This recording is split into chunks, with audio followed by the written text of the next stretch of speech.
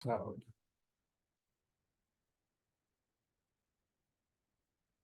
I see, Anna, like I said, there's iPhone. iPhone, can you say who you are?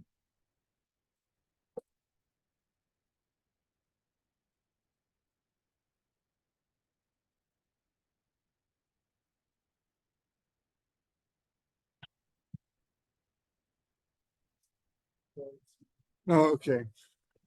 Hi, Robert. It's me. I already put the name. Okay. Thank you. Glad you could join us. Okay, thanks.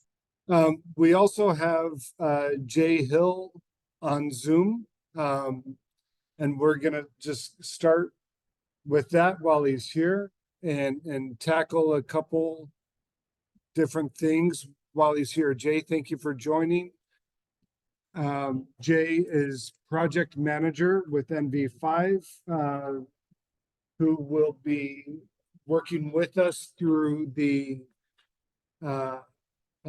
upcoming, as soon as we formally agree, RFP process. And he and I were speaking yesterday, and he had come to our location, I believe also yesterday, with a roofer just to get a sense of what has happened. And I believe Alfredo also had a different roofer here on a different day. And so it's what I said is it's good to just have you here for 15 minutes, not a long time, Jay. Sure. But if you we'll combine a couple of the different points from the agenda into this first part, and we'll tackle those. Jay, if you can start with just sort of where you are at in the process, what the roofer has mentioned to you, and sort of discussion points that we need to have as a board in looking at the upcoming process. And then Alfredo will tie in also feedback and conversation that he had with the roofer that he brought here. Okay. All right. As far as the RFP process is concerned, I have the basic template of what it is that I would like to use for the RFP itself.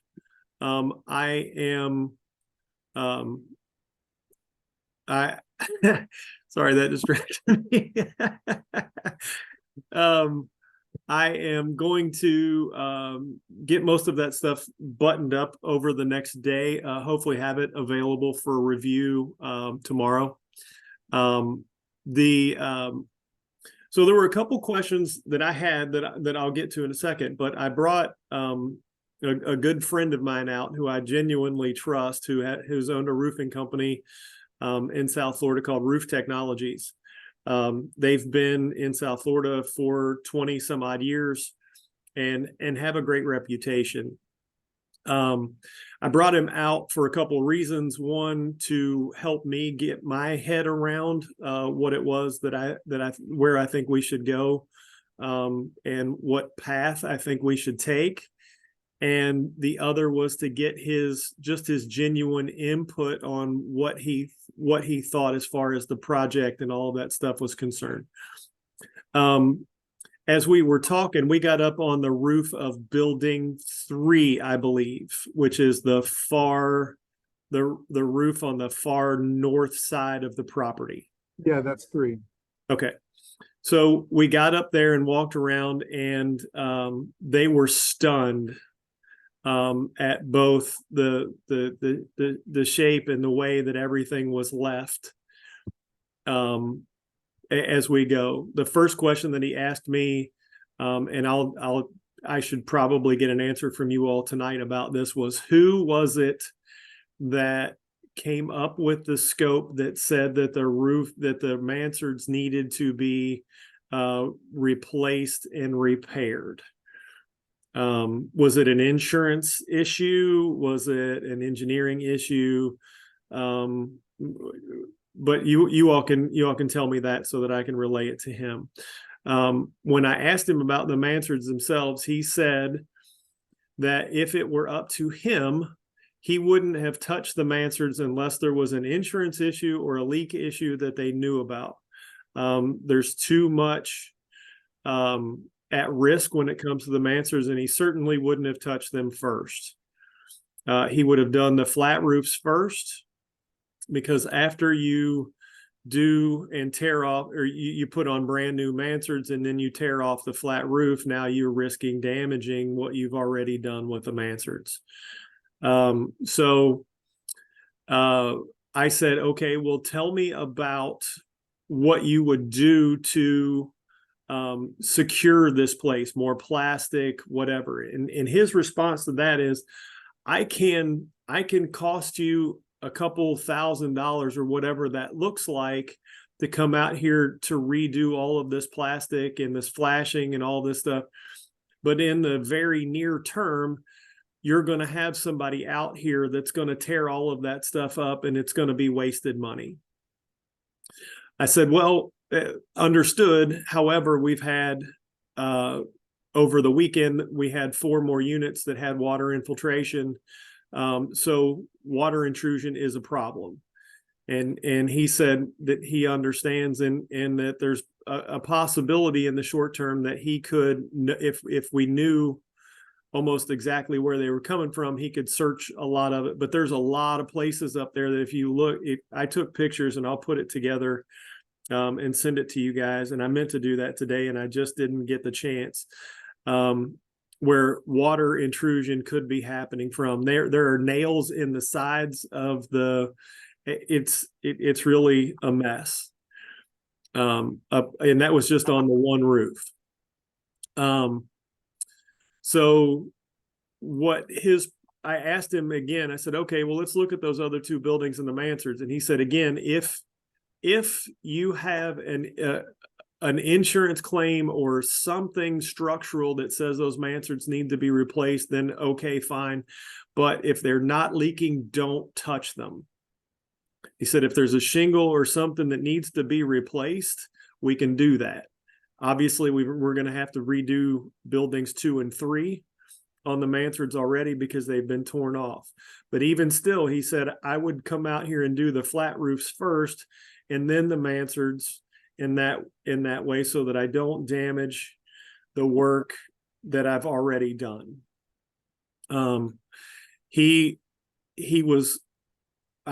posed the question to him. I said, if you had a rough off the top of your head number, what you would think to re-roof this mansard, just re-roofing, repairing the roofing piece of the mansards, not rebuilding them, what would you charge? And he said, I don't think I would charge less than or more than $1 million for the whole project, all 5 buildings. And I said, okay. That's only the roofs? That's yeah.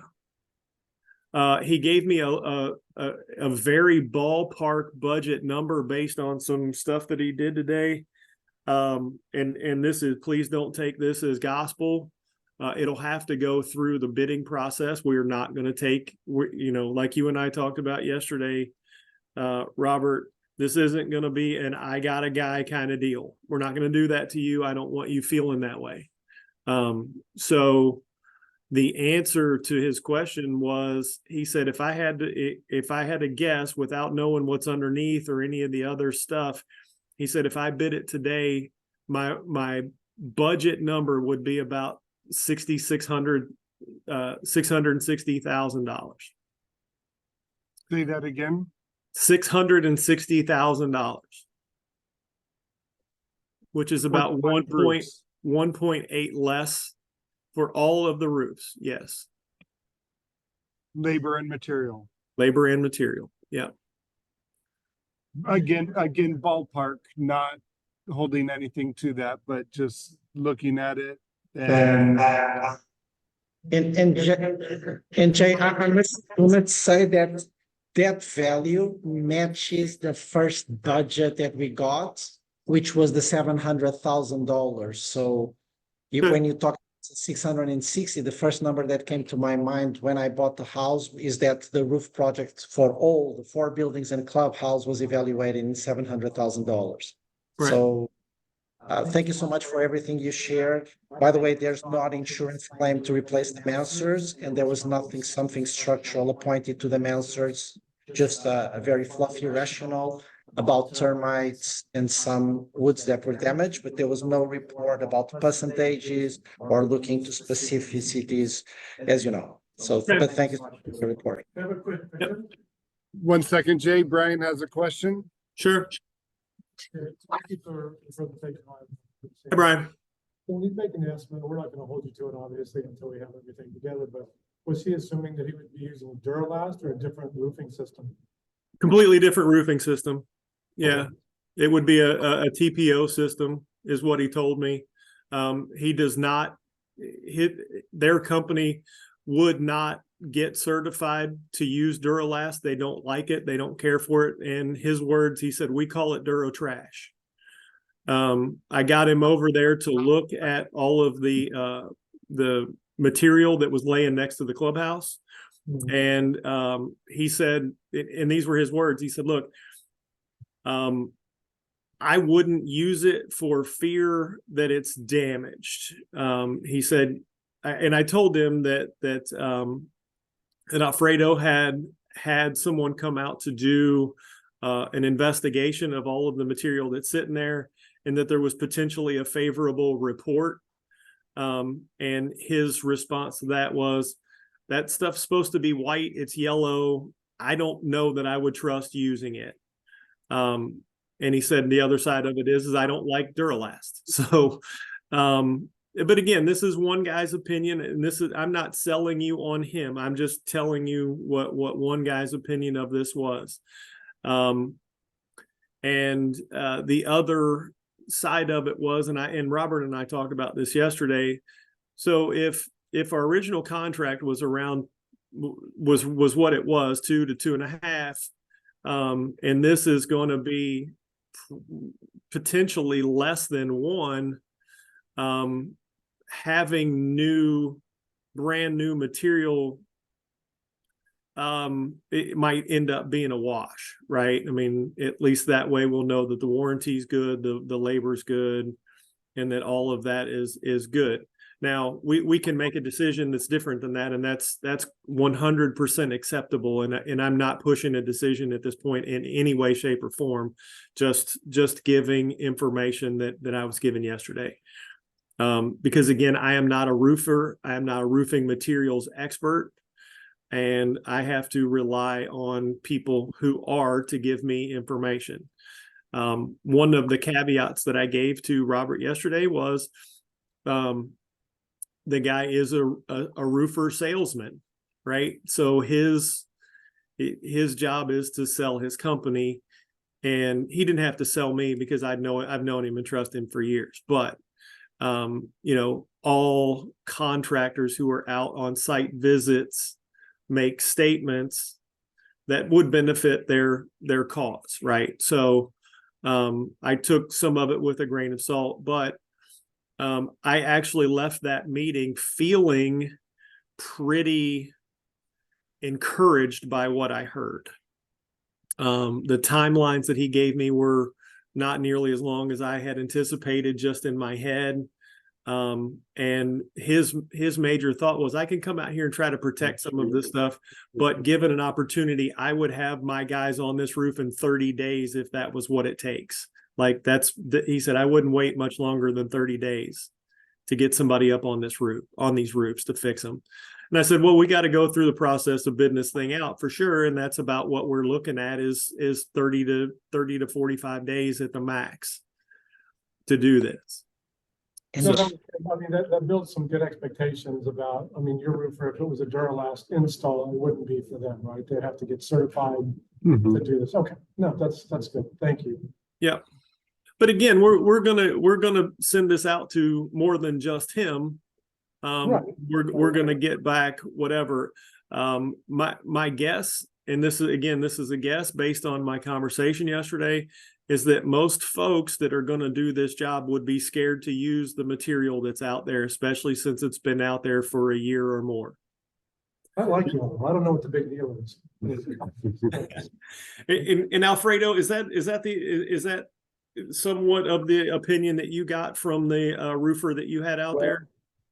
Jay, thank you for actually confirm that what your contractor says, because it's not Alfredo's the names on this project. The fact is that we needed to confirm with Duro-Last because they were the certified agent to make sure that the materials that we have here are basically usable, and we needed to do something in order to, like create some content to hold the community and say, okay, we cannot use or we can use. And that was a decision that was made by all of us, by the board, and we actually needed to hear that. And I'm really thankful that you actually mentioned that we basically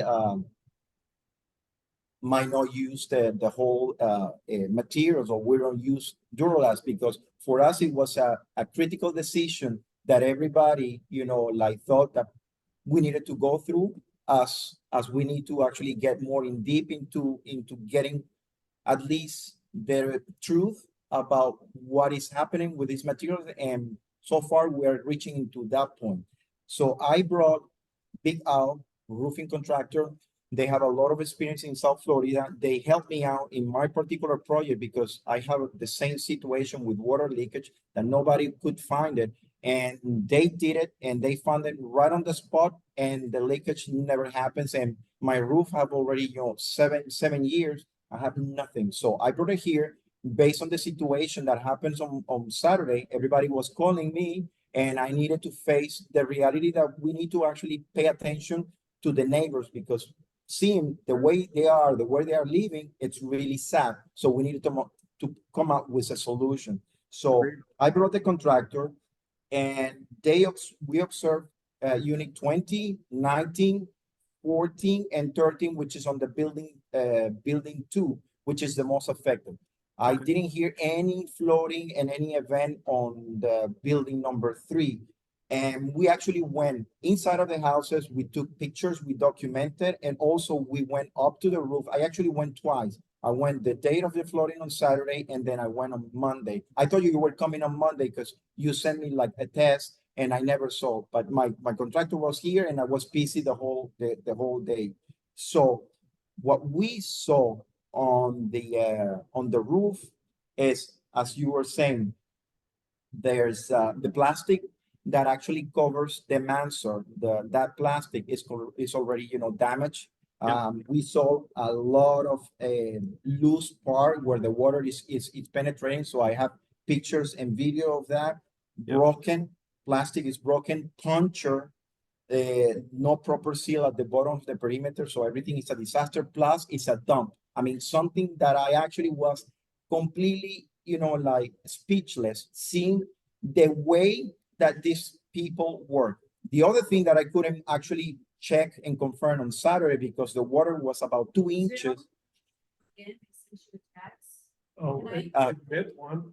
Nobody has admitted me tonight. I don't want to be here. I want to be there at home. Thank you. Okay, I'm sorry, Jay.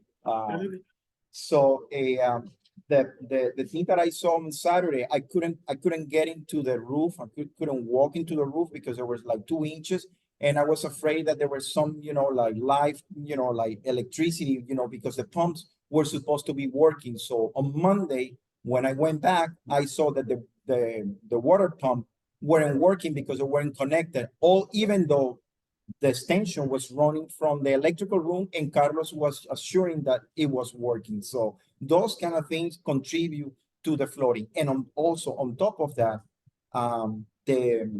one of the vent pipe of the unit 13, which have a flood inside of the chandelier that they have on the living room, it was because the water was coming straight from the vent that wasn't covered. So the cap was was loose on the floor. So we couldn't, avoid to have that. And unfortunately, we didn't have any access until I spot that. So I put it back, and that was exactly what we noticed on that day. They are working on the estimate, and they are hoping to give me the estimate between today and Friday. So right now they're working on the numbers, but it's only to properly seal all the penetration, because the issue here is some of the pen pipe are completely loose, and you can see cracks around where water it's penetrating. Some of the perimeter are completely disconnected, and you can see that water is coming in. So Yeah. they are coming Yeah. out with a solution, and with the because they show me like two different alternatives. So let's see which one works, which one will be the best, and maybe we can analyze which one will work for this case. Yeah, that's great. And one of the guys took the ladder that he needed to get up on building 2. So we had to take a ladder up to the roof Yeah, but we did that exactly. You know Yeah. what the problem also they are actually facing is that the plastic that is covered, the transition, the interferes with the Yeah. mansards and the roof, it's impartially, like attached. And for them to go from the bottom, they need to kind of like clean all the perimeter area. And they say, well, this is going to be an issue, because if you guys are following, like legal actions, so we don't want to be the ones taking and detaching these out, because now the problem is going to be endorsed to us. So you need to take, and you need to tell us exactly, how are we going to treat that? Because if you want us to change the whole plastic and make sure that everything is tied up and sealed from the bottom of the roof momentarily, so we can do that, but it's gonna be more labor intense, and we need to actually make some different arrangements. So he's exploring all the possibilities in order for us to have a consensus, and then a decision whether if we're gonna go with road A or road B. Right. And that was what basically a lot of what John said to me as well. Like, look, this and his biggest issue with doing it is doing a lot of what you're saying is that we're really going to talk about a couple 3 weeks of time.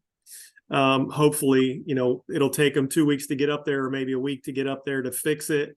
And then 2 or 3 weeks later, somebody, after the RFP process is done, is going to get up there and tear everything out that we've just done. And again, and I'm not here to tell you how to spend your money by any stretch of the imagination. What his concern is that it would be double work and double pay. And he said, look, if they want us to do it, we'll do it. We would be more than happy to come up here and reflash the whole side of all of this stuff to make sure that the edges are all good, that the boots on all the penetrations were good.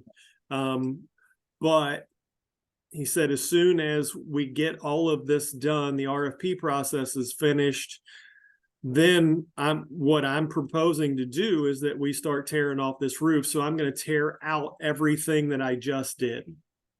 And which in and of itself was, one of the things that really made me okay with what he had to say. And it sounded to me like you had the same experience with Big Al, was that they were both seemingly wanting to help us not spend as much money, like they were genuinely concerned about the budget for Leeward Point, right? Like they were genuinely, when John was walking around, he was genuinely upset that somebody treated your property the way that they did. And I think, and I got the sense that that's what you said, the way Big Al was treating you as well. Yeah. So I'll end with this. John has asked to meet with a couple of you on Friday morning, if that's possible. He wanted to meet with you guys because it's easy for me to say it. It's another thing for him to go through. If you want Big Al to do the repairs and do all that stuff, by all means, that's more than okay. But you know, I'm going to continue along with the RFP process the way that we've described it up to this point. So One Jay. little thing before we go, I think that the most important thing here is to take care of the situation of these 4 unit owners and not make the problem, you know, like big. In the meantime, where we're doing the preparation, we need to provide an effective solution because we cannot left and be tested by nature again. So I think that this is, unfortunately, this is our you know, situation, our challenge, and we need to provide something in the meantime that we're making all this FRP and all this movement. I think that this is my main concern, our board concern. So sure. Hey, go ahead, Jay. Duro has a question. Yeah. Perfect. Jay, just a quick question, and thank you so much. Very, very aligned in understanding what you mentioned. You mentioned something about the timeline to develop the entire project. So if they land in day one, let's imagine the 1st of May, how long would they leave us here in Leeward Point? Did they give any type of estimate? Because this is also important because we are now starting to look for financing, and we need to understand the time frame. He gave me a basic thought process, and he said, you know, if I could get up here in 30 days, you know, he said, I think I could get a lot of, especially the stuff that's already been torn up and it is a real problem, done by, you know, by the time the rainy season really starts. He goes, but and again, I don't want to put words in his mouth because I don't remember it 100% perfectly.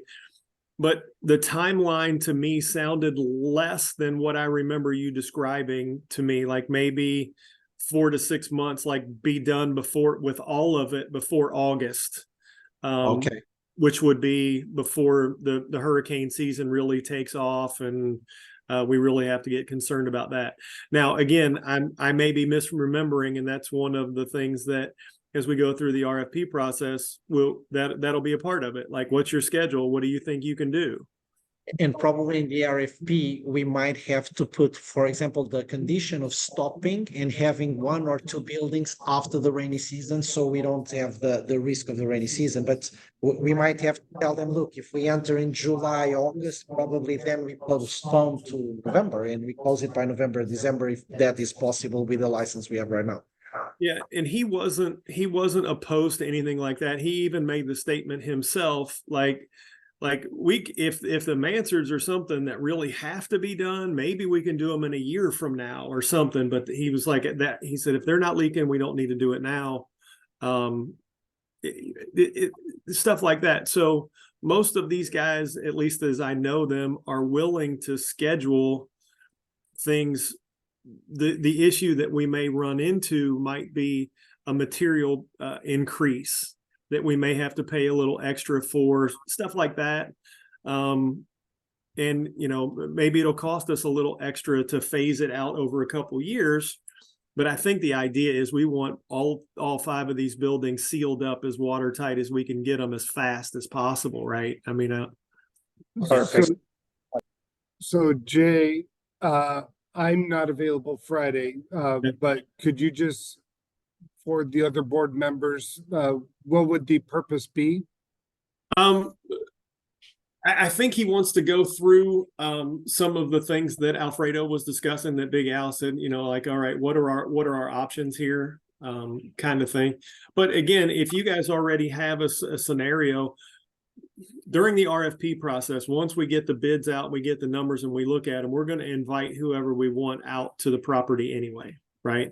But if you all want a second opinion on what it looks like as far as repairing the immediate water intrusion, it wouldn't hurt to have another set of eyes on that building to give you another price.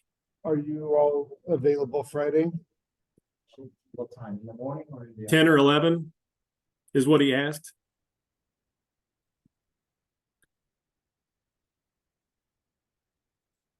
If you can't do it, you can't do it, and that's okay.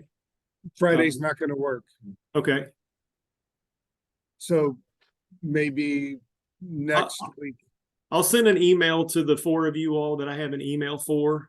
Yeah. And we'll just try to schedule it for maybe Monday.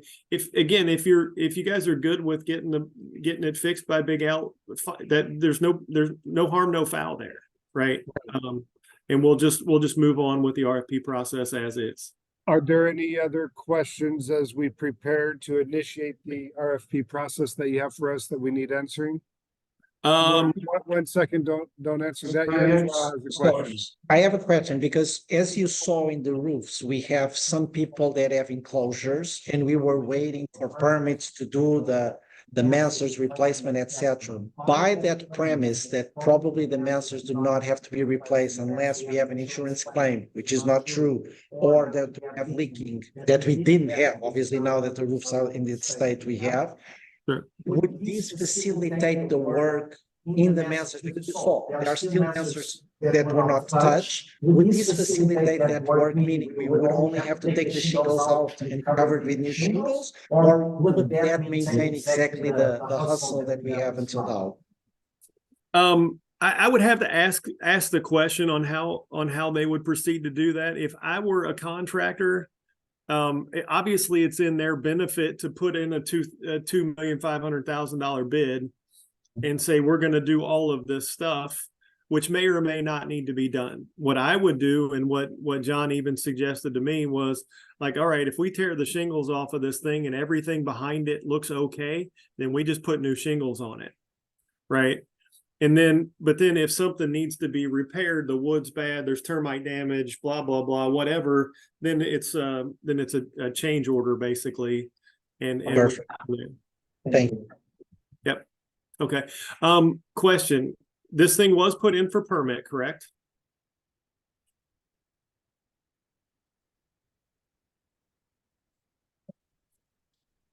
Do we have a permit?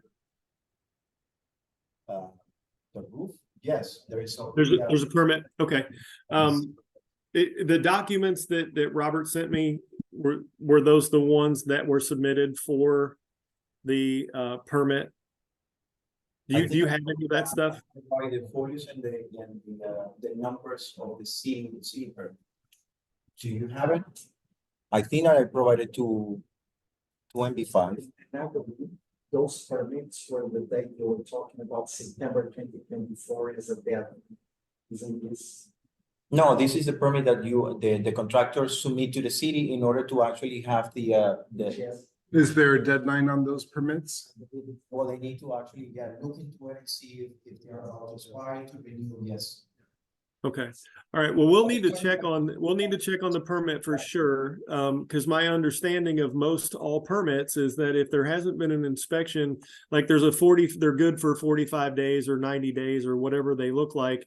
And if there hasn't been an inspection of some sort in that window, they don't renew and they can drop dormant. So we need to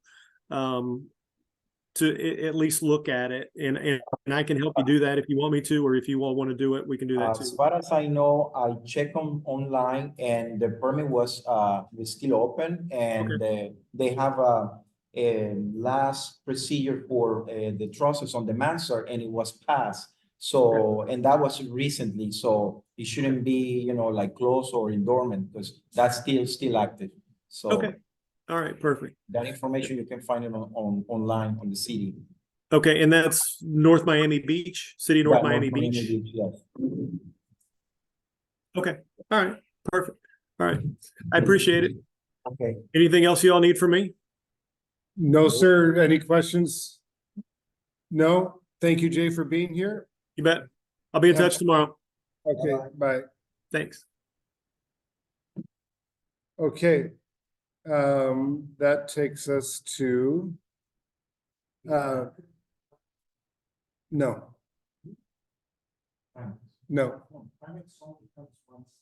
So we already did the March one. So we don't need it for me. I don't know. Without getting charged more. No. Approval of the minutes that Alfredo sent. Second. Any discussion? No, yeah, No discussion. Yes. Treasurer's report, Shall I turn on the? and I'm gonna turn off my sound. So I'll try to be as fast as possible. So we sent on March 25 by 1:49 PM, a reminder, a summary, a compilation to our property manager of many pending points. They look a lot and they are, but obviously this has been raised in the last week, some of this in the last months. So I'm just going through to get the notion to everybody. All these reports are added to our minutes. So the first one is validate the status of the following checks payments. There was a $25 check that we received from the secretary. We cannot find it in our accounts, but it was obviously deposit. So we need to understand where this check is. Unit owners' maintenance fees paid in advance and roof special assessment, especially the unit 24. We've been struggling in the last weeks, especially with this unit. We have no answer from Primex. Today, we have received an email from the unit owner. It's absolutely, once again, inadmissible. But we are still not seeing a light at the end of the tunnel. And once again, this is on the Primex side. Also, the unit 27 maintenance payment status, it started with an amount, then reduced to two maintenance fees, then one maintenance fees. We look for zero maintenance fees, but it's still not clear. The second point is provide all bank statements and bank account numbers from the beginning of 2021 until today. And the reason is we need to consolidate and reconcile 2022 to guarantee that we sign the 2022 closing and represent for taxes. And these obviously include the two banks that until now were discovered, but probably there are more. We're talking about Sinovus and we're talking about United Bank, all the accounts. We've been asking this for weeks and weeks and weeks. We have not received it. The third point that we asked Primex to explain is that suddenly on March 2024, there is a sign of a special assessment bank account appearing now with a balance of 4.78. We don't know who are the signatures of these, where is the account. We guess it's Sinovus, but we don't know the number of the account. We need an explanation about what is this account. We were always being told there are only the Valley Bank accounts, but suddenly on March appears a new account. Explaining the following invoices and payment status. So this generated a lot of controversy. So there was an unpermitted backpathing additions on unit 2753 that the unit owner already demonstrated that he paid, but it looks like from the numbers that were provided by a property manager, we already paid also. So we paid twice. With this is amount of $5,000. We asked for an explanation, and also the unpermitted backpathing additions from unit 1650free that we also paid $2,500, and this was always presented meaning by the previous board as expenses that should have been paid by the unit owners and agreed between the unit owners and the prior contractor. The point number 5, provide current delinquency and arrears status for all unit owners, both maintenance fees and special assessment payments. This is absolutely critical. As you know, Primex will leave us by the end of April, and we need a clear photograph to transit for the new property manager company.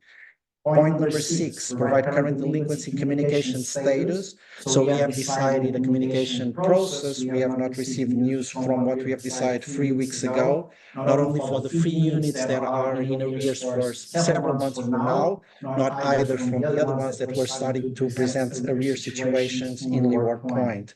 Point number 7, ensure that all special assessment payments in advance are being used to reduce the overall amount of our loan with Valley Bank. So we have not received any answer from Primex, and this is a critical thing. This means that beside the monthly payment that all the unit owners are doing, all excess money that we have been receiving needs to be paid immediately to Valley Bank, because if not, they are accruing interest, and this money in our account is not. So at the end of the day, we are losing here the leverage that we can have by paying our loan before.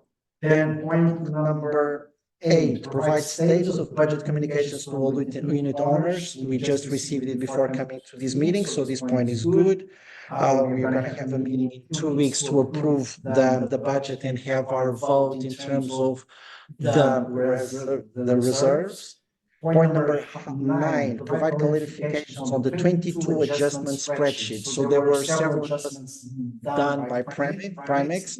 and we asked mainly two things: why these adjustments were done without previous BOD decision or acceptance, and why Synovus Bank was never mentioned before. Because right now in these adjustments, we know we don't have only one account of Synovus, we have 6 accounts of Synovus relating to 2022, and we were never mentioned about these, and obviously to close 2022, we have to have all the reports of all bank accounts. Point number 10, share with us the entries of the 2 first checks that they were mentioning in the email of Tiffany about Unit 25. So we are doing the repayments of money that we have collected for the tenants guarantee, but we have not seen any type of deposit amounts or dates. We already asked this to understand exactly what is the rationale behind it and what are the values associated. And these are all points that we are pending from Primex, and many of them, as you can notice, are very relevant for the well-being of this community. Now, the other thing that, any question or comment before going to the other one? All these points obviously will be written in the minutes for everybody to read. They are also being recorded. Okay, now we've been continuing to report all the checks that we have been approving. So Primex board meetings attended, it's 2023 and 2024, $750. This is one of the reasons that Primex is not here. They started charging for each one of the additional meetings, including meetings of 2023, which they only started charging on March 2024. Primex second meeting was 145.95. Primex certified mail for units 27, 31, and 12, 15.24. Primex March management fee 1,128.75. Stephen Vanny refund for double payment in December 2023, 452.95. Tiger Pest Control 2 months, it's $200. 911 restoration, thank you so much, Robert. Robert was able to negotiate a discount. We were almost paying $40,000. We are only going to pay $35,000 for the biggest water intrusion that we have in November. All of the costs associated with 2023 should be allocated in 2023 and not 2024. I've been repeating this to Primex. These are not costs from this administration, are costs from the previous administration, and these $35,000 are obviously needs to be put there. Dynatech Engineering, the check was lost. There are many checks being lost right now. And I'm referring to this because Unit 24 already mailed 2 times the checks, and these checks continue not to be received by Primex. So Dynatech is also missing checks, so we needed to cancel the check that cost us $46 with Valley Bank, and we had to redo this check with $1,200 to pay Dynatech. Then we have the first invoice from NV5 that is supporting us on the inspection of the 50 years, supporting us on the RFP, supporting us in everything that has to do with the assessment on the damages of the 2 buildings, both 2 and 3, after the water intrusion. So we paid $3,613.6. Not yet RFP. Not already, right? Not already for RFP. Very well, thank you for the correction. And then finally, Primex budget meeting mailing that I hope it was sent between yesterday and today. At least it was mentioned by our property manager today, 102.45. Then another decision is, today we got the news that Primex manager employees had no longer access to Valley Bank because someone has removed their access. So we immediately sent an email not only for Tiffany to tell us, okay, when this started to happen, because this email was only sent to Alfredo, me as a treasurer, what they never communicated. We also asked Valley Bank to restore all the people and employees of Primex. They need this to build, obviously, the reconciliation between the banks and our accounts. And also we asked Valley Bank to go into the logs of the computers and understand who took them out, because somebody has taken this decision. So we are expecting Gregory, which is our account manager, already answered, and he put a lot of people in the email. So I hope he put also the IT people to get into the decision, because I hope as a bank, I hope the bank has this type of records, because it is one of the things that compliance and regulation needs for a bank. Now, to discuss and decide on March 27, I propose to choose the banks to be, so we're going to need new financing. Okay, we have right now close to $400,000 on the side, but remember, the insurance are coming. We are still going to pay the $45,000. There will be unit owners that needs drywalls, repairs, etc. And like we said, even if it's $1 million, it's still $1 million. It's obviously not 1.8, it's $1 million, but it's still $1 million. So I'm proposing the following banks. That doesn't mean that we're going to fall through the entire process with all of them, but just to start emailing them and having the notion if they can go in game with us. It needs to be banks that work with associations like ours. So usually Wells Fargo, cities, etc. don't even consider, from my understanding, and their systems do not match our whatever system that we're going to have in the future. So I'm proposing Valley Bank, which by the way, we already contacted, Truist, United Bank, Popular, Community Bank, and Synovus. Is there any bank you want to add or take out from this list? Once again, Valley Bank, Truist, United, Popular, and Synovus. 5 banks. Do you have any other one? Do you want to remove any of this list? Oh, like Truist? Truist is a good, no, Truist no. Truist no. So we can take, should we take out? Personally, when they were purchased, what was it? They literally sent them a check that balance. The bank?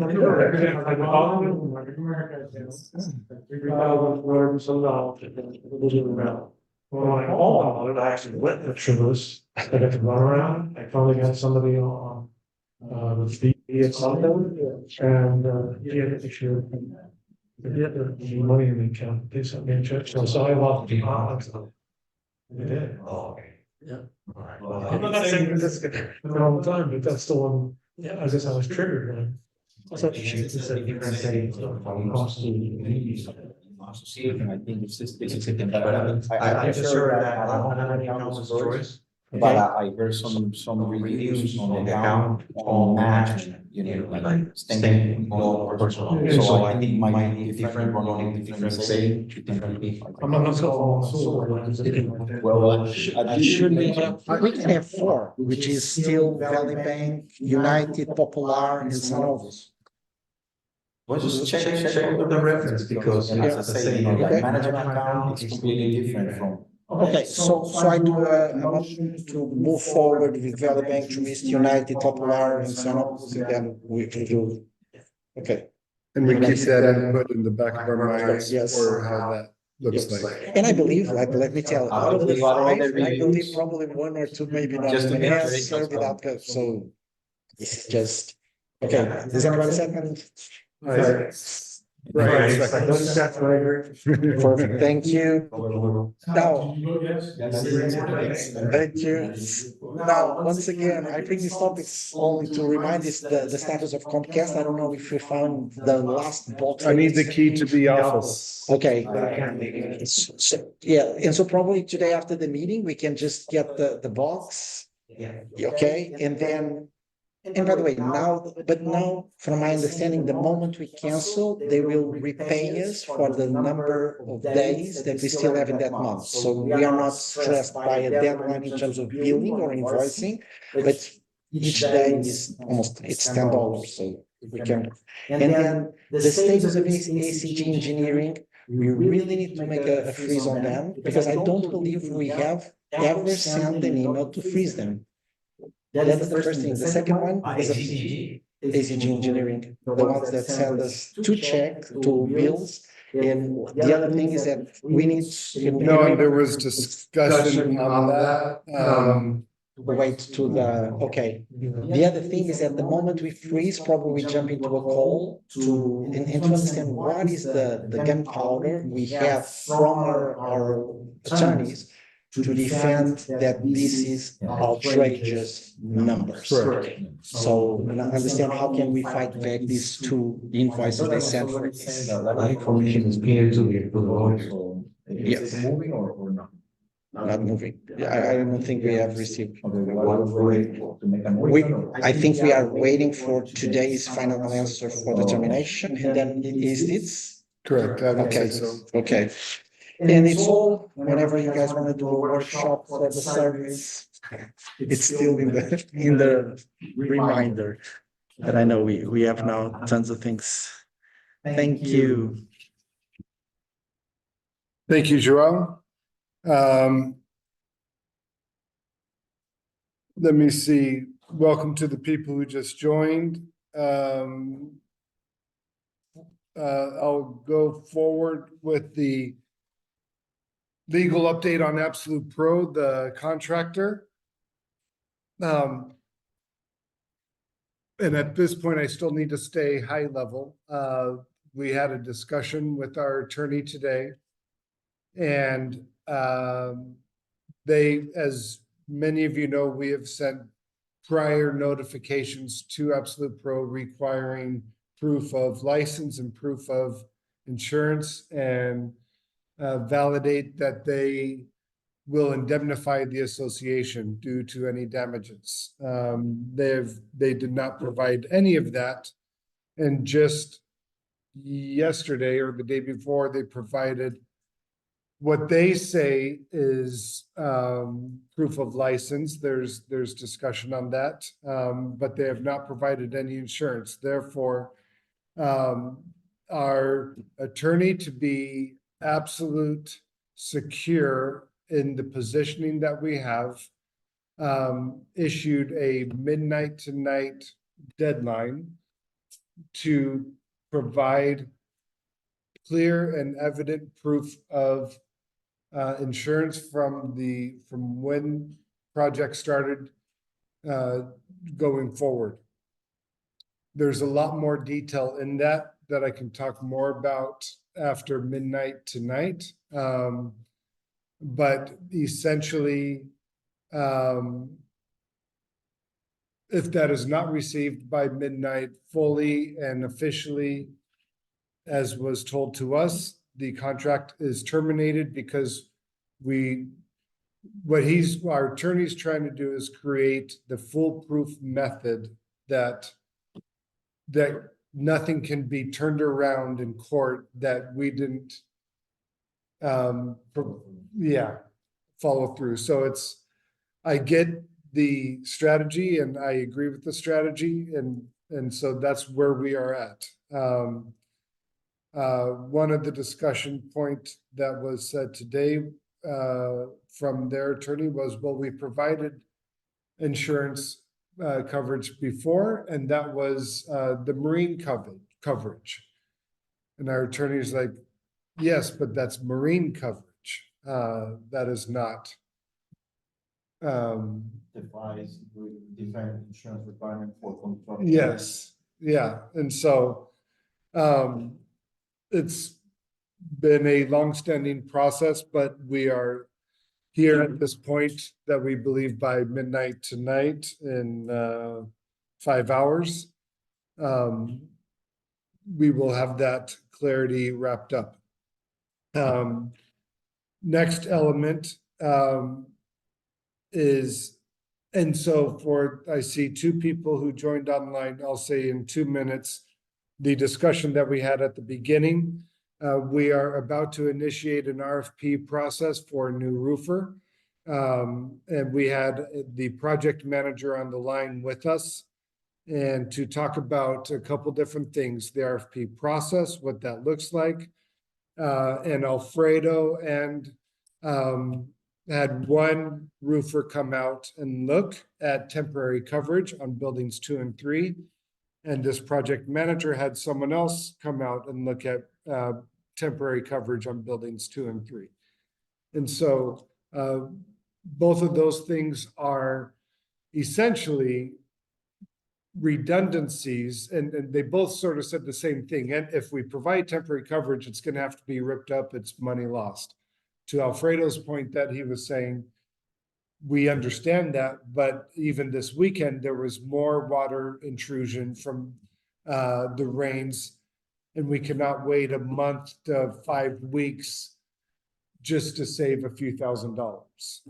That we need to really provide a solution to the homeowners in buildings 2 and 3 to stop any more water intrusion. So that was a nutshell conversation of what we had at the beginning. I'm going to move forward to Alfredo for the 50-year recertification update. There's, what about 25 and 26? We did that with J and U. Oh, okay. All right, well, so for the for the point number. Unless you had something on No, 5. no, well, yes, let me just continue with your point. For the 50 years recertification, we need to request an extension from the city of North Miami Beach, since we are reaching out our due date, which is April 2nd. I have a meeting with the city officials, and therefore they require us to have a sign and seal letter from our MD engineer of record, and stating that they are working in progress and the property is structurally and electrically safe for continual use and occupancy. So I already forwarded that email to all you guys last night, and to our main point of contact, which is Miladies. And she called me this morning to say that are working on that, and by today is already late. Tomorrow they will forward the sign and seal proof to the city, because they don't accept form. So this is the only city that only requires that basically proof. They're really intense, but they are on it. So they I have a question, because we are identified to do the 50-year inspection. Is there any reason that they are not going to provide us everything that the city needs until the 2nd of April? Because until now, and until No, they don't have all the reports done, because as you say, it was a step process. So the electrical already came and did the inspection report, and he's kind of like working on it, but the structural needed to have the records, because before they come into the facility, they needed to actually have some information, some documents, drawings. So we actually did the request to the city for the microfilm, and they find out that there's nothing. So the email is to our, an hour trade, so saying that they couldn't find anything. So anyway, they're already scheduling the structural person to come next week to do to continue the report, but it's gonna fall into the due deadline. So that's why we are anticipated with that extension. Extension is gonna cost around $150 plus the fee of the recertification, which about $260. So that's what we're gonna pay. But on the meantime, the city requires that they have to have approved with sign and seal copy of the engineer on record, and that's what's about it. Okay. All right. Number 6, the roofing contractor, and actually answer your question, Joao. The contractor that was with Duro-Last, that was assigned with Duro-Last, which in my understanding, he actually bet on the project on building 1-4 in Clubhouse. He was basically interested on helping us on wrapping up building 2 and 3, the mansard. But since we are actually anticipating with the FRP, I told clearly that contractor that we don't have any problems, even though that we know exactly where it's coming from, to bid in a open process that is going to fair, it's going to be transparent. So I actually reject to have his proposal, because he was ready to give me the number, and I said, I don't need it, I don't need to see it. When we are close to the FRP invitation, we're gonna select our contractor, we're gonna bring everything on the same time, and we're gonna get the process fair for everyone. So don't tell me anything. So, and he understood today, but he was kind of like calling me every day, and I actually say no. It's more fair for him or for anybody who wants For to anyone. Nobody can go under, because he already knows the process. Yeah. Everything needs to arrive more at the same time. And no one that is patronaged by the manufacturer. So that's one of the things that I told him, clearly. Everything is going to be a fair process, and we're going to have a time where we are collecting all, and then we're distributing information. So I told him to stay tuned when we actually open the process for bidding. That's good. Right. So Dallas, that's yours. That's mine. I don't have anything on that.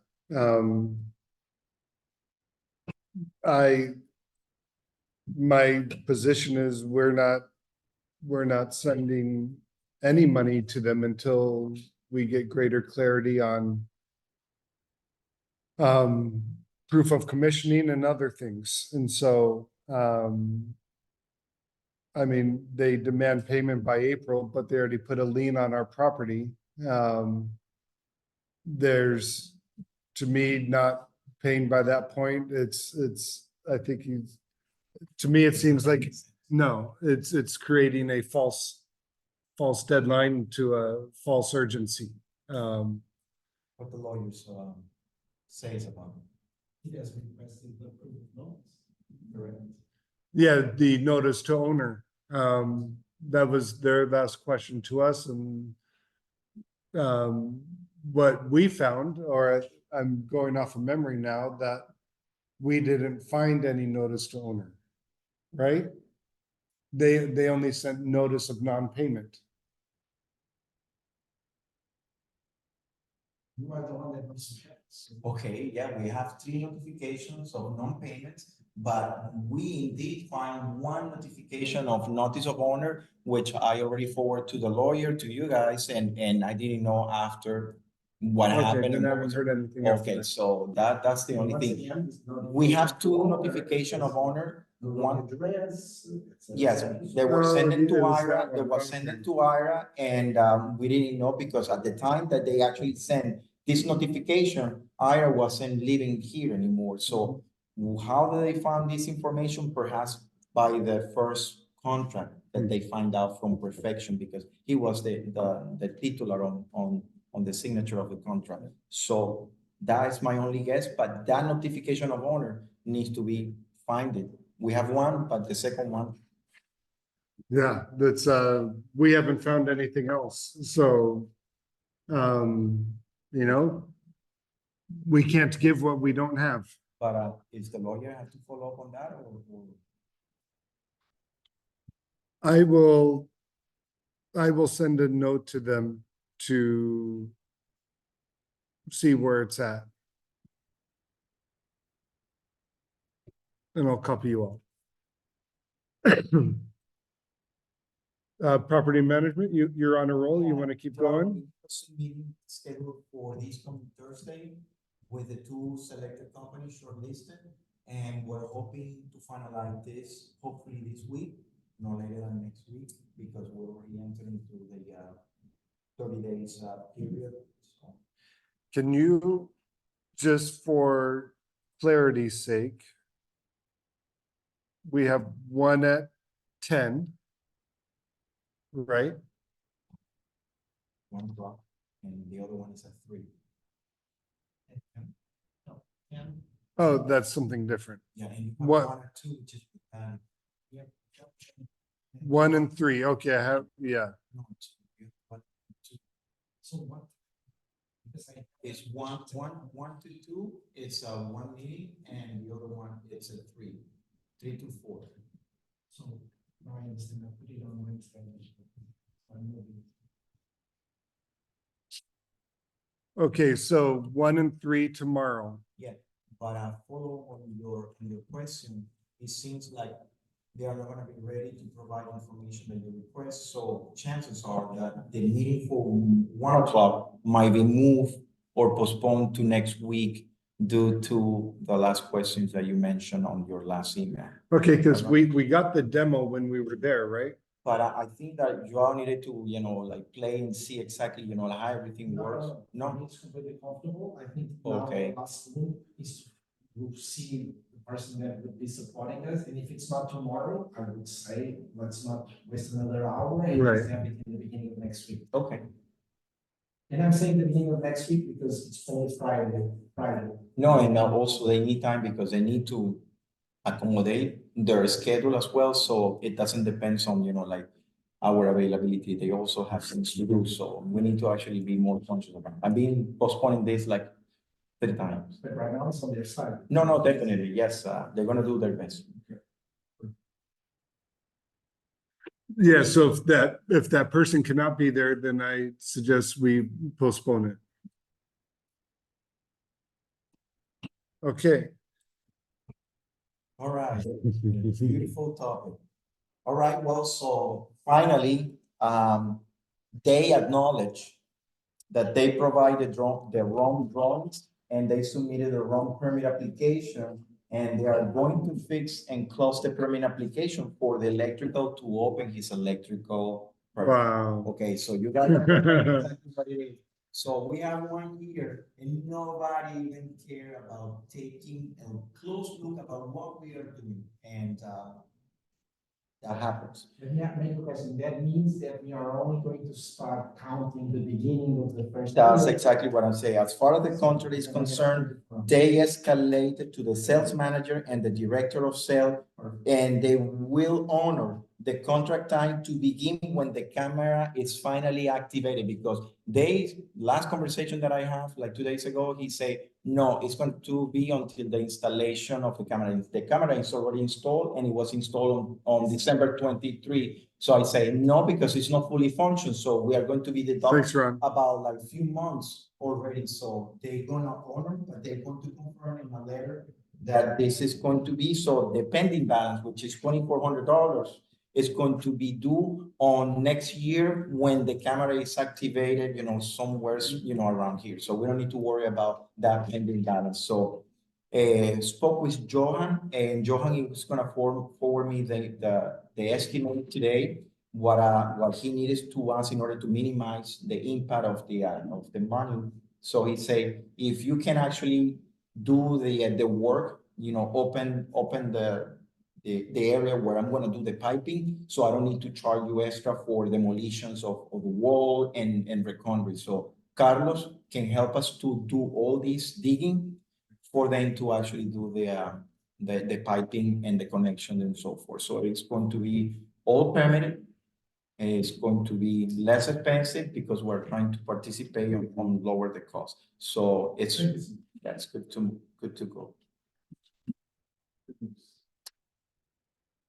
So the mega advice that will take about a few days to connect. However, it will depend on the city because we're in the process of getting everything, And Mega can't do anything till that permit is. Well, I think that there are like two stages. First Okay. is the rough, and then the second is Okay. the final. So probably it will take about less than a month. But I mean, his work, he said that it probably will take a couple of days as a most. Okay. Okay, so that is really, like sort of. Nice. Unit 4 air conditioner installation. That's another interesting. On March 18, the management sent a request that everybody got from Unit 4 with a city approval form for a change out of an AC unit to be signed and sealed with one of the members of the board on the same day of the installation. When I immediately replied to the management, when I saw the situation was happening right at the spot, it caught my attention, and I immediately replied to the management, noticing of the current situation and advised a comprehensive letter and the latest attachment with the city to the unit owners that is required before to obtain the permission from the board before installation. So this step never was followed. So they actually send us a notification to sign and seal a form without not knowing exactly what was equipment, what was the condition, and that as you understand, it's an after the fact, exactly. So to further elaborate, I said that all air conditioning installation were change out or new installation requests must be submitted in writing to the management company for review by the association board directors, designated review committee. It's exactly what we did with the windows and so forth. So to be considered a writing request, there's nothing wrong about it. So there is a new a form from the city for this kind of change out. Basically, what they did was change the condenser unit for the air condition, but the piping is all already installed. So what we need is a sign it air conditioning installation agreement, the manufacturer specification for the AC system to be installed, a sketch showing the location. This is basically should be applied as a standard procedure for the management, which is their first responsibility, the main responsibility for us to follow. A sketch of the location where, you know, the routing of the lines are coming, name of the licensed contractor, factory training installers and company phone number for us to have a reference in case something happened, name of the licensed electrician, because that things happen in two instances, contractor's insurance, and days of commencement and completion, and the city application. And Not that's for the, sorry, that's only for full air conditioner for change order, replacement. for change out and new installation. So no further reply from the management, neither from the unit owner for regarding or the permit procedure. I forwarded the change out city form, photos of the installation the day it was happened for the records. So that's it. Do we need to do anything? I think that at this point, the installation is done. So for the sake of the documentation of the board, in case something happened afterwards, we need to actually have this recorder as a proper procedure that the board needed to have in order to certify something that it was already, you know, like permitted, and obvious is not having a permit because So that means it remains uncertified. uncertified, unpermitted, because they never pull out the permit from the city. And it's not because we didn't delegate the option. We just, you know, like trying to understand that they need to follow this procedure, they need to apply to the form before. We weren't clear when we were asked, there was already intervention in place, so it has nothing to do with us. We just were asked by the other process. Yeah. Usually we do it in the beginning. Yeah, I think the problem is that the communication with the management, that they don't actually properly instruct the community owners on the proper procedure, and it's a lack of communication and also implementation. So I think that this is a good opportunity for us to, you know, like consider this as a fact for futures change out or in future new installation. So.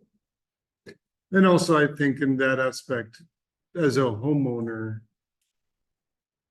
I may not know I need to go through all those steps. And so, If you live in a condominium, you need to understand, because we need to actually form a booklet with all the procedure, because right, everybody has to understand that there's proper procedure, because those elements are put in the common area. right. And, that's what. you know, getting bylaws is one thing, but operational improvements, maintenance, those types of things, I could probably guarantee you homeowners wouldn't know when they do need approval, when they don't need approval. And so I think it's good that we professionalize this and standardize this, and not to go into point 20 yet, but that's one of the things I think that that, we could go in there. that what you point out is really interesting, because talking about what is approval and what is not approval, I think that it's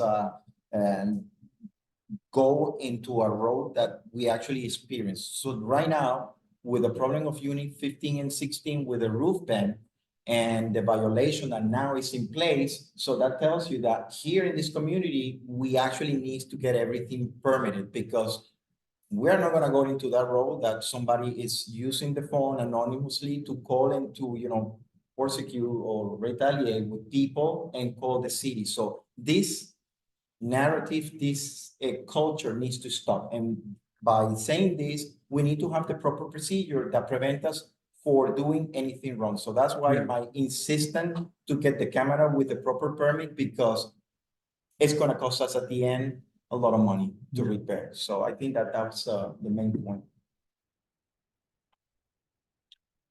You're on a roll, Alfredo. Keep on going.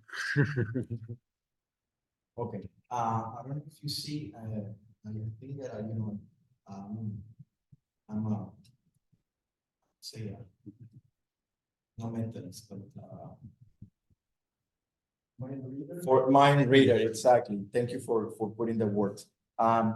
we got a notification, and I haven't even had the chance to read the emails that Alberto from Unit 11 says. I think that it's very important to consider this situation because it's not something that happened from yesterday. It's something that happened since October last year, and they already have been going through a process of denial by the insurance for whatever the reason. And I inspect when I went to N5 and saw exactly the situation that they are actually experiencing. And it's not as critical as the other unit owners that have the flooding, but the situation is aggravating with the time. So with this weekend rain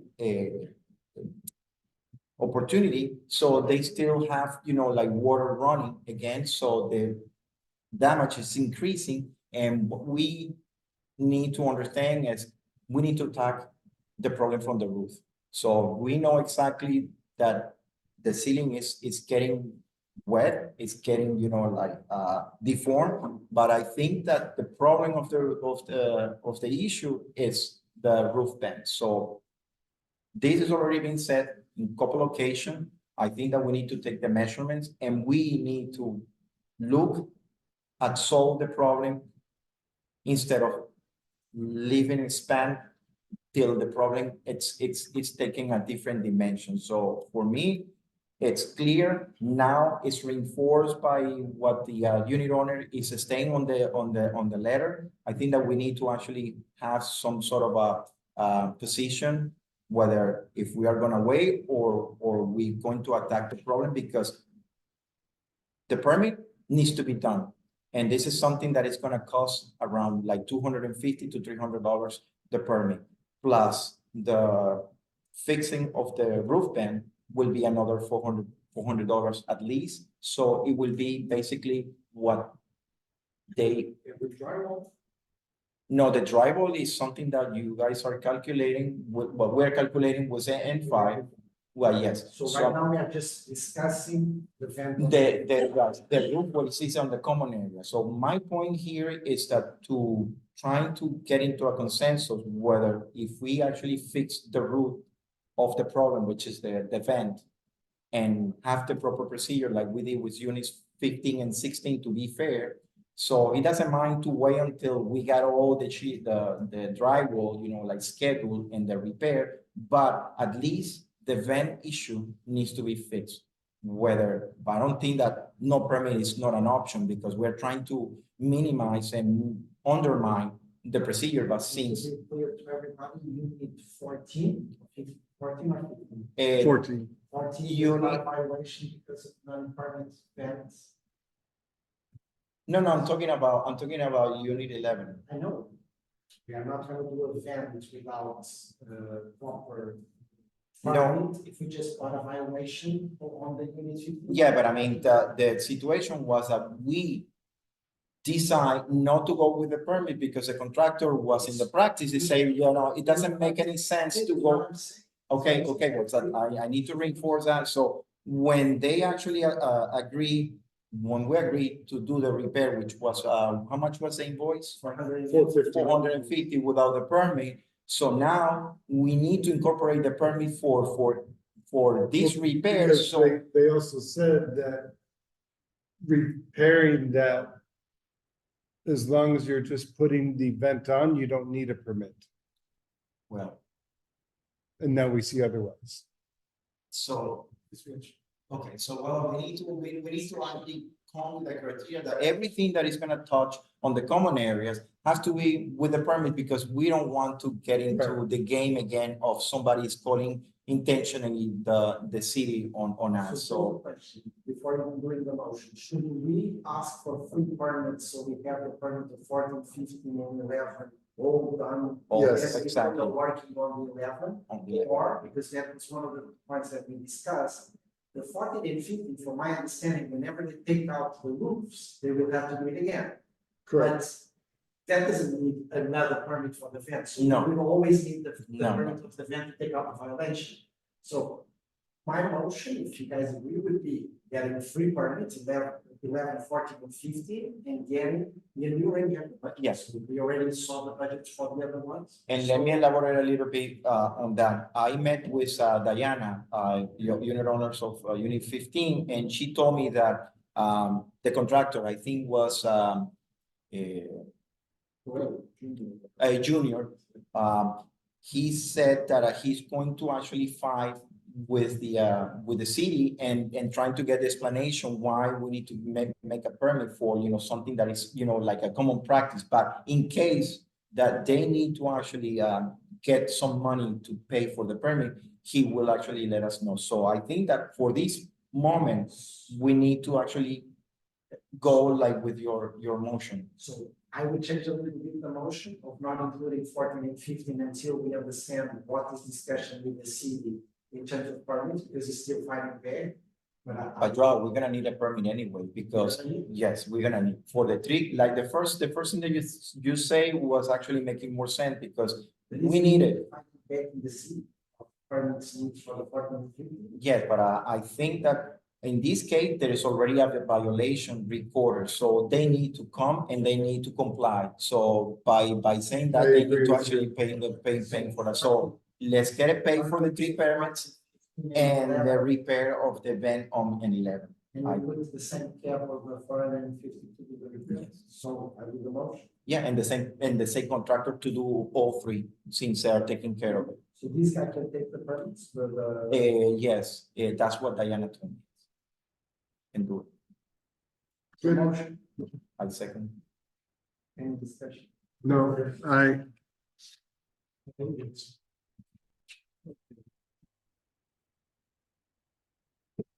41 balcony. No, well, Either I will way, get the solution. you do? Yes. Okay, Okay, so previous experience, I spoke with Alberto, and Alberto have a story that it's actually worked for the moment that he was actually on the board of director. Alan Eisenbaum, Unit 17. Unit 17 has the same problem. The stock underneath the slab fell to the point that it was like almost 50% of the stock all done, all falling off. So what they did is they hire a contractor, a certified contractor who actually do this kind of job. So they demolished everything they could, everything that was loose, and they restock it. He do the repairs on the metal lab, the base coats, and the finish. So the amount that he recalled, it was less than $600 when the time they did it, and it was in 2020. So he said, we don't need to actually do a major procedure like we're doing with the engineer right now, because that was a situation that saved us a lot of money, that point out in target that particular situation. And I think that, and I understand, I align with you that Unit 40, needs an urgent repair. So for that, I can propose to find at least two contractors specialized in Stockholm and give us a call with the permit to actually demolish, tear everything, and then put the stucco back. I think that will be the.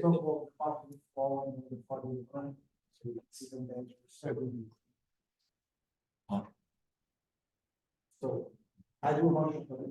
Yes. Yes, and especially for that type of price, because the last price. Yeah. So if we can get a. Are we gonna find the contractors? No, I'm saying we need motion to find 2 or 3 contractors to tell us the price and then move. And move it. Because this is dangerous. Yes. What we saw the other. Yeah. Do anybody second? No discussion. No discussion. Perfect. What happened? no, if same time the concrete contractors are coming in, they can look at the, yes. Unit 10. Oh, you have does she have a problem with the stock of falling? It's a falling off? concrete connection to the railing. Yes, also I showed that to Orlando. No, but those are two different things. Yes, they are two different things, but I am saying that I want it to be evaluated as well. So before you go into discussion about the unit, I want to make sure you understand that whoever's coming here should No, look at. Marcela, don't get me wrong. What I'm trying to, like separate all those two things.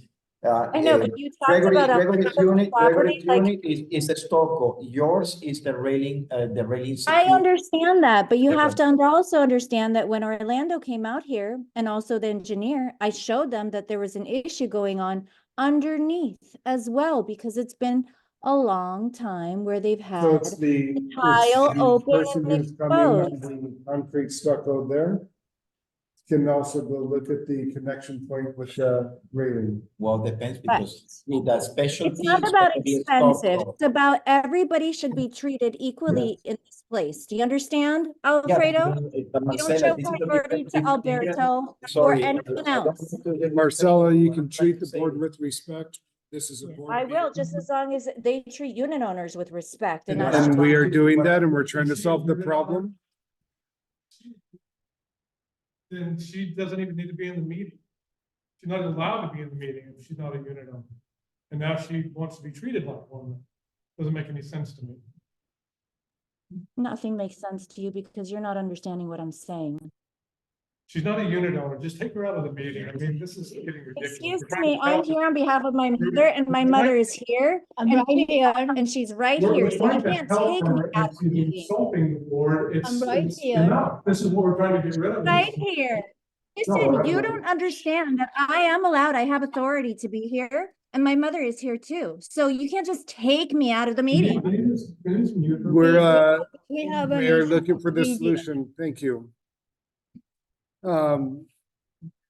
So Yes, because those are two different. oh, that's only stucco. Yeah, it's- Oh, okay. it's Contractor that actually specializes in stucco, so say that I thought that there was already a thing ongoing, so that's exactly what I want to understand.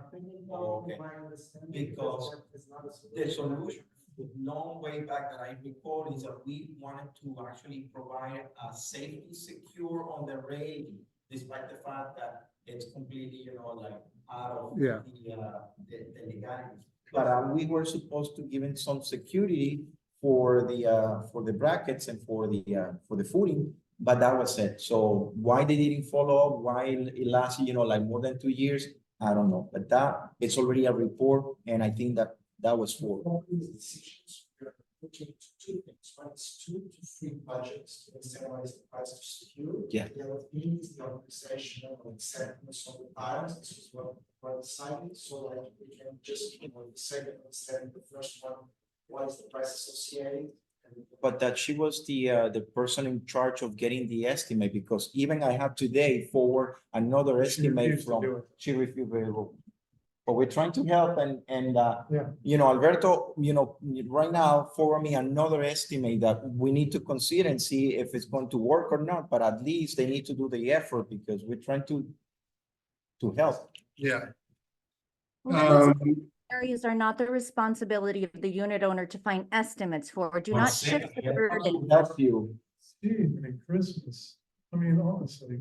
Of all the people on the board, you are the last one to be helping because you actually volunteered yourself to come up and inspect the actual balcony as an architect when And you're I not, did a report, you're not an engineer. and So Okay, next. we're moving on, follow up on correspondence to units 21, 28, 33, 41. I'm not sure which ones. I want to know if you took the advice of Orlando and contacted George, who is Maria's son, to come look at the property, like Orlando suggested. I sent you an email on that and I said there's nothing more to discuss because we have already initiated steps in that. Do you know, 16? Let's go to 17. So.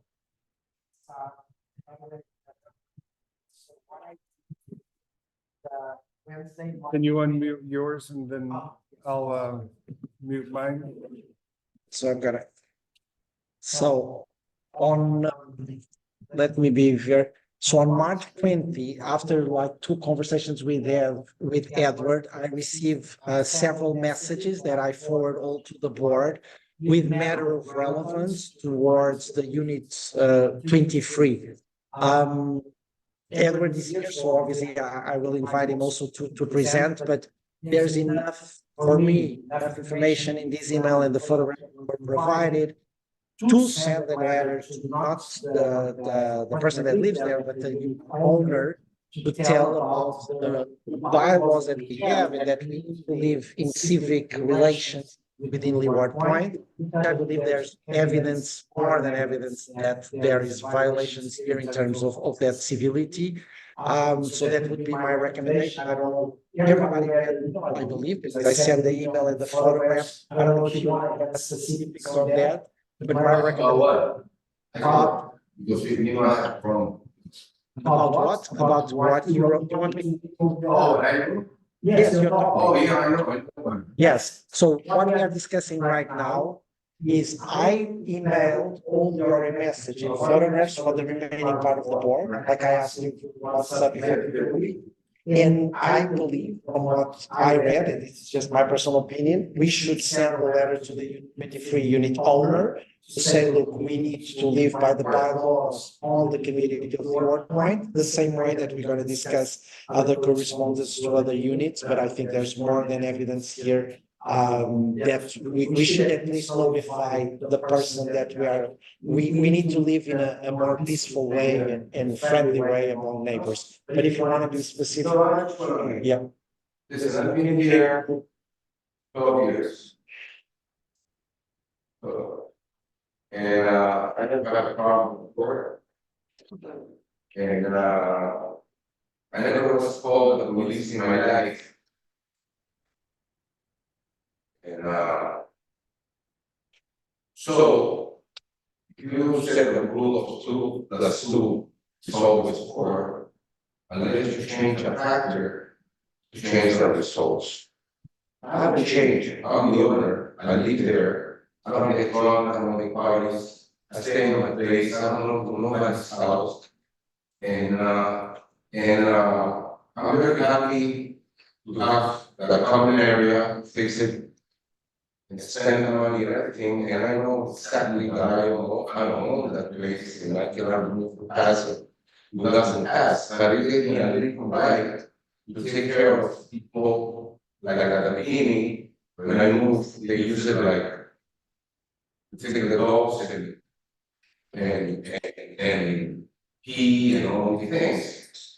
So you know about the signs and everything, and that costs money. Every sign costs $46, and I put it there and everything. And I put a camera, and I have this guy, the guy that we were talking, that is my next, three doors from my place, and he always took the dog, and I even put a thing with a bag, and he would take his dog at 6 o'clock in the morning, and the dog would food in the place, and he has the bags, he don't even take the bag and pick it up. So every time in the morning, when I step on these things, so finally I cut. And I was like, you know, and I said, listen, you know, if you're coming with your dog, if you have a dog, don't walk with the dog, don't go it because it's common area, but it's us. If you want to take the dog somewhere else, and if not, because you're an urgent or something like that, pick it up. So he understood and never again brought it. And we're friends. Because, you know, so to make the story short, I've been friend of everybody. With Monejo, and with the man, the Greek guy, even with the German lady that has the cats. You know, like you said, sometimes the enemy's good not get close. And she had that thing with the cats, and it bothers me because they went to for my Mercedes, and there is a song. So I try. And I got along with everybody. Since this girl lived here, she brought a big little wagon, and she tried to pass it behind my house. Number one, I show you the pictures, she broke the corner of the entrance that I paid for it. My old neighbor paid for that, that was Joe, the one that sold the house. And we paid, he paid the material, I did the job myself. So she goes in with and then she goes into the back of my place. And of course, the city wall is common area, but the back isn't. And I'm not saying that you can walk in the back, but you're not gonna go and roll something that scratch over my dog. You know, I just spent 16 days, 16, and you can walk around the house. Because that's the way I live, that's the way I like it. I brought somebody from my country that worked with me, and we sanded everything.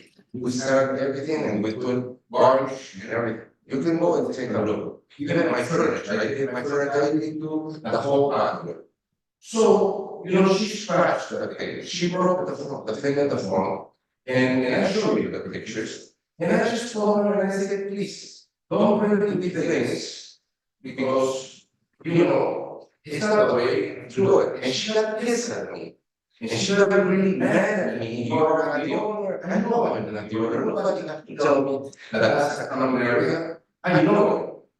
I've been 42 years in this country, and it's not the first house I have. And I know what a common area is. But if I was surprised by the beginning of when I moved to take care of that, I spent more than $5,000 or $6,000 in mulch taking care of. And at least, you know, I have the little right to tell them, hey, listen, you know, take care of this place. It's a heritage place, and you can go today. I think it's the whole place again. Please, I invite you, because I enjoy when people go and say, oh, how beautiful is your place, how beautiful, how nice is your place. You know, and now, people who walk in the grass, and I show you how they screw up the grass. So I put the little white things, so they don't walk in the grass, and I bought some grass, and go and take a look. For the last time you were here, you can just, please, I invite you to go, and you will see. Not only that, so she started giving, walking around my house. I have counted 7 times a day. She will walk out of her house in the back, and she will walk around my house, and she will go back again to her house. It's like a watching dog going back. And not only that, she's, as soon as I get into my house, she runs. Because my neighbor told me she runs, and when I'm going to my house, she's going, excuse me. You know, it's like she's trying to make a point that she can walk, that she's allowed to walk. And then I know for a fact that she came here and started saying a bunch of things that they don't affect. Because, you know, people that they know me, they know I'm very straight of that. And she walks into my house, and she said that she had pictures. All the pictures that she had is in the front of my door. And I'm with the towel. Yes, I'm with the towel. I've been with the towel 12 years. Because when I go, I have my shorts and I have a towel so I can rock around. And it was funny because Joe, the neighbor, said everybody walks like that with the big towel. And I said, well, you know, we need the hearts and lands, you know, like making a joke.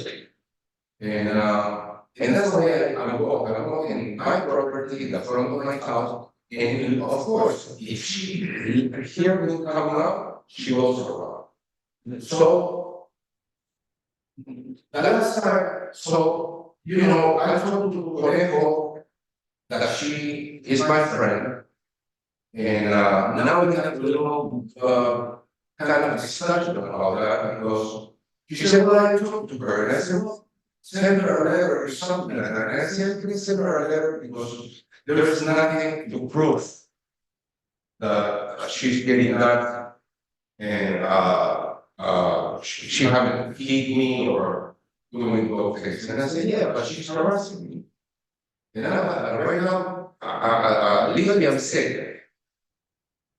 That day, I have this problem that the police came to my house because a friend was in there.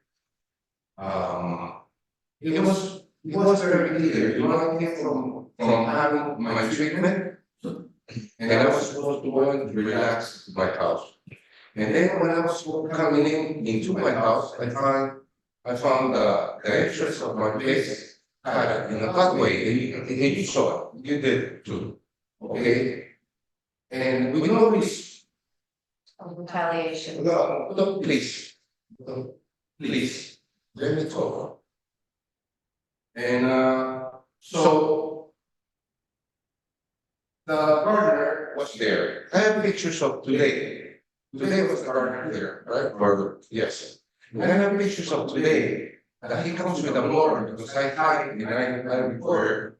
He comes with a blower. He comes to blow everything around my car and all the garbage. He blew it inside the entrance of my car, of my house. I have that place cleaned up. And I have the girl that came from Peru, and I paid her, and she cleaned everything. We did all the plants. So we take a look, everything, all the plants we took back of Ask you a question? leaves. So I'm done with this. Because we going to the gardener. No, I'm going to the garden. I'm gonna finish this. Please, just give me 1 minute, or 2 minutes. Okay, I need 2 minutes. Hold on, okay? I wasn't gonna come because it doesn't help for right. All right, but I need to come because I want to start this one way. I'm not the guy that goes to nobody's house. I haven't been into a friend's house or to your house, or I went to your house when I was part of the board and you told me that. And I never went to your house, and I met him years ago when he take the dogs, and I had a very good relation, and we were friends. I think not best friends, but really nice people. So suddenly this lady comes and it's making my life miserable. And they sent me the police twice. I went to the police station already. They said, let her call again. And she can be in problem because you cannot call the police just because nothing. That's false. I don't remember what he said to her. False. So she said, let her. No, you cannot call the police for that. That day I came sick. And I found that thing. I came from my treatment, and I talked to this guy. He said, "Don't talk to me." And I said, "What do you mean? If you want to talk to a friend." And I said, "But first you become you shouldn't cut it that way." And he said, "Well, you know what? The girl, the lady told me that she passed around there and it needs to be cut. So cut the whole place. There's a bunch of places that bush they go into the sidewalk, but nobody uses actually the sidewalk. Okay, so we're not gonna cut it, and if you cut it with care, not go around and make big holes and that whole thing. So, I'm sorry. Just in a couple minutes, right? Yeah, just 1 minute, please. Okay. Okay, I'm asking for. No, we're gonna try to help. All right, but yeah, I know you're trying to tell you. He's second. I want to do something. So when I left, it happens, that I was feeling so bad. My blood pressure went to 1914. Even with the police came, they saw me taking the blood pressure 1914. Because when I come out, I saw this guy, the partner talking about Frederick, and when I pass, they just smile at me and like, I know, Frederick, I'm sorry, I apologize, please, okay? And and actually I get really upset, and I told them that I insult them.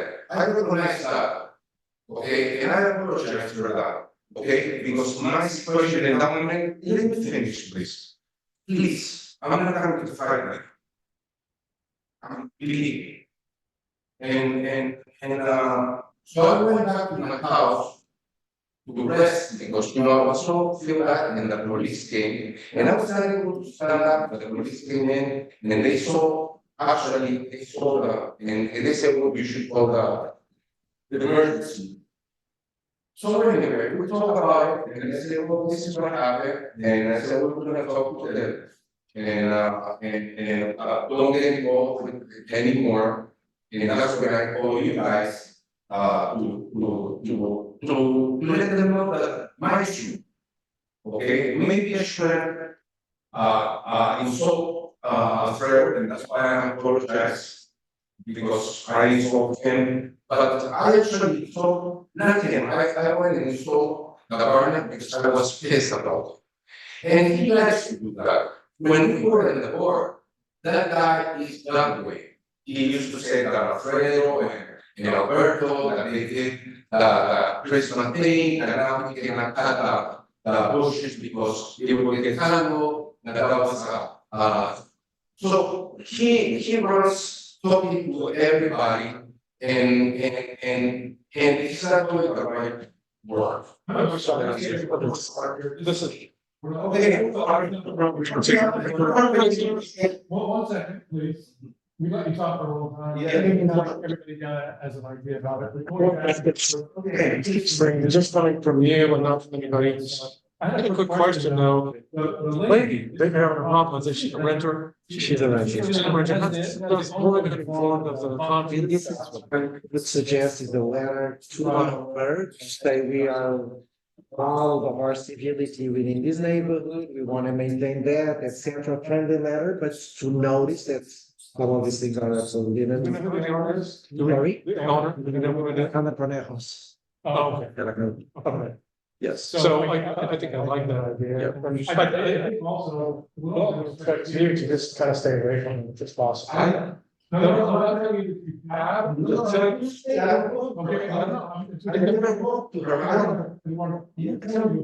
It's a friendly suggestion. I'm telling you, exactly. I never going to see. No, sorry, we're not gonna go through it again. I just made a friendly suggestion. We're gonna vote with a single letter to the expert to make sure. We talked about that before. I don't think the owner is gonna be able to do nothing because this lady, she's like, you don't go around a house 7 times. You're not waiting, she opens the door, she doesn't have to do it. Okay, so What we're gonna do is our part. yeah. Yes. There's nothing else we can do, but I just want No. to let you know what's going on. And I think also, another thing, I brought a friend of mine that he worked for 60 years, roofing, he's retired, and he did all the homestead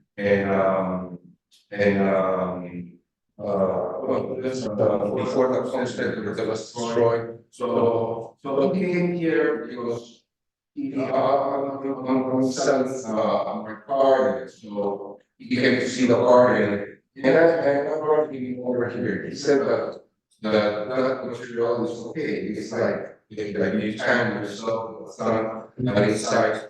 It's in perfect condition, probably on the end, and because the time is being seeded. So maybe there's some damage, but most of the material is useful. I'm just letting you know. And about the lights, of the dock that I bought, they're really beautiful. So you can go and walk and you'll see, they're really nice because they're off.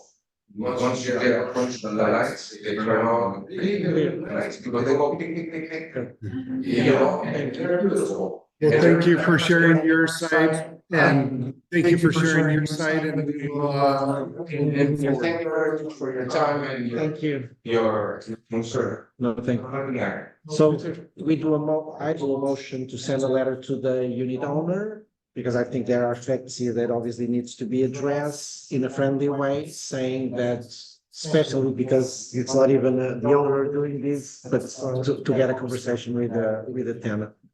Yeah, we have to be careful too, because I don't know if this woman was doing it legal, but I think that's recognizing an owner of a renter has pretty close to the same rights as an owner does. So I was walking with Tom, areas, but, Just say something, just create the records.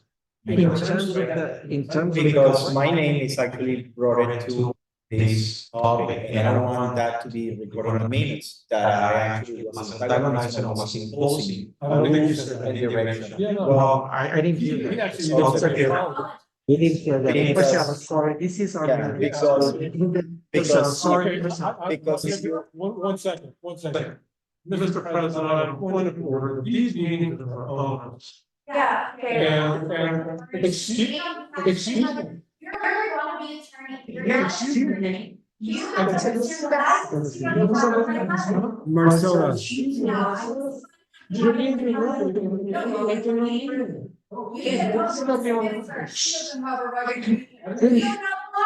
Marcella. Let's make it. Alright,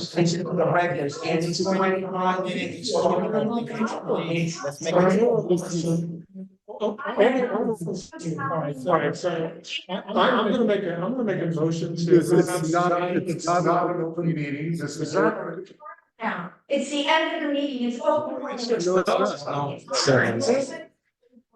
We're not gonna have it. Oh, really? Okay. So it's not real. Great. Well, at some point you'll have to get 10 on the balcony again, please, because I want to know what's going on. I would like to I understand. explained to you in that email No, you didn't. What did she say? Oh, my God. that it was put forward to Find find a a contractor to get this. Great, just as long as he understands I have authority to speak on behalf of my mother, since she thinks she's an attorney. So my point, is gonna try to make it short, because my name was on the table, even though he apologized, I think that wasn't the right intention when the things occurred. I was approached to the gardener. The gardener here have, enough, years working in this condominium, and he have a specific, way of doing things.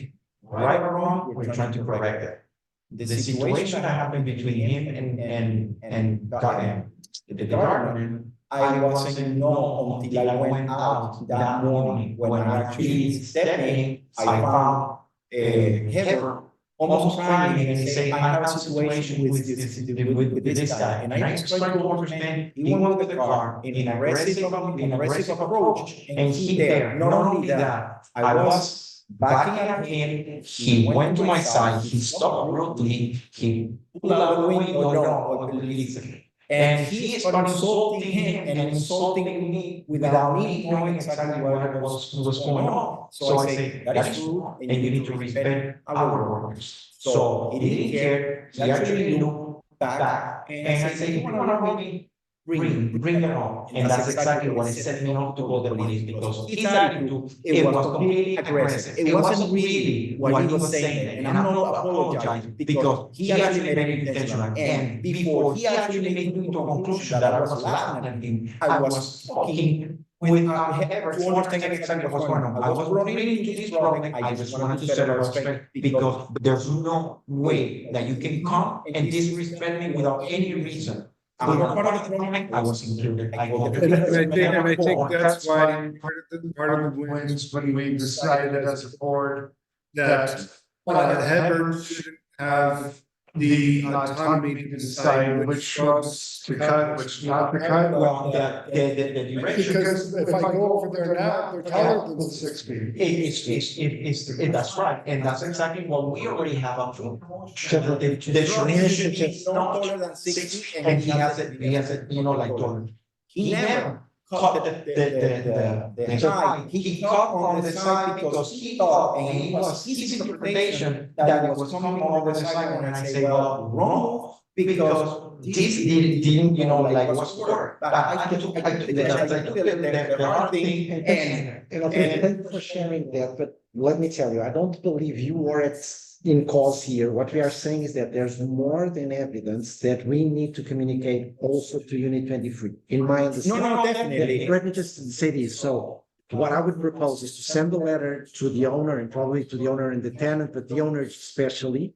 And in regarding Ever, that is another topic. In terms of cutting the trees, it's not his responsibility. And whenever we cut, and we already had this conversation, whenever there is an intervention, even in common areas that affects the people around, because I also have common areas around, etc., some communication prior, and like we see in the narrative, you were not the one that ordered Ever, but Ever should not receive indications from anybody else than the board to make cuts on the trees. So once again, I think there's an influence there that we need to notify. He has a clear direction on how to approach, and we need to actually cut this drop to the height, to the right height. But it's not even about the highs, the way it was cutting on the side. No, I understand. It's not about that. It's not about that, exactly. So what I'm saying is, is the behaviors 23 and 21.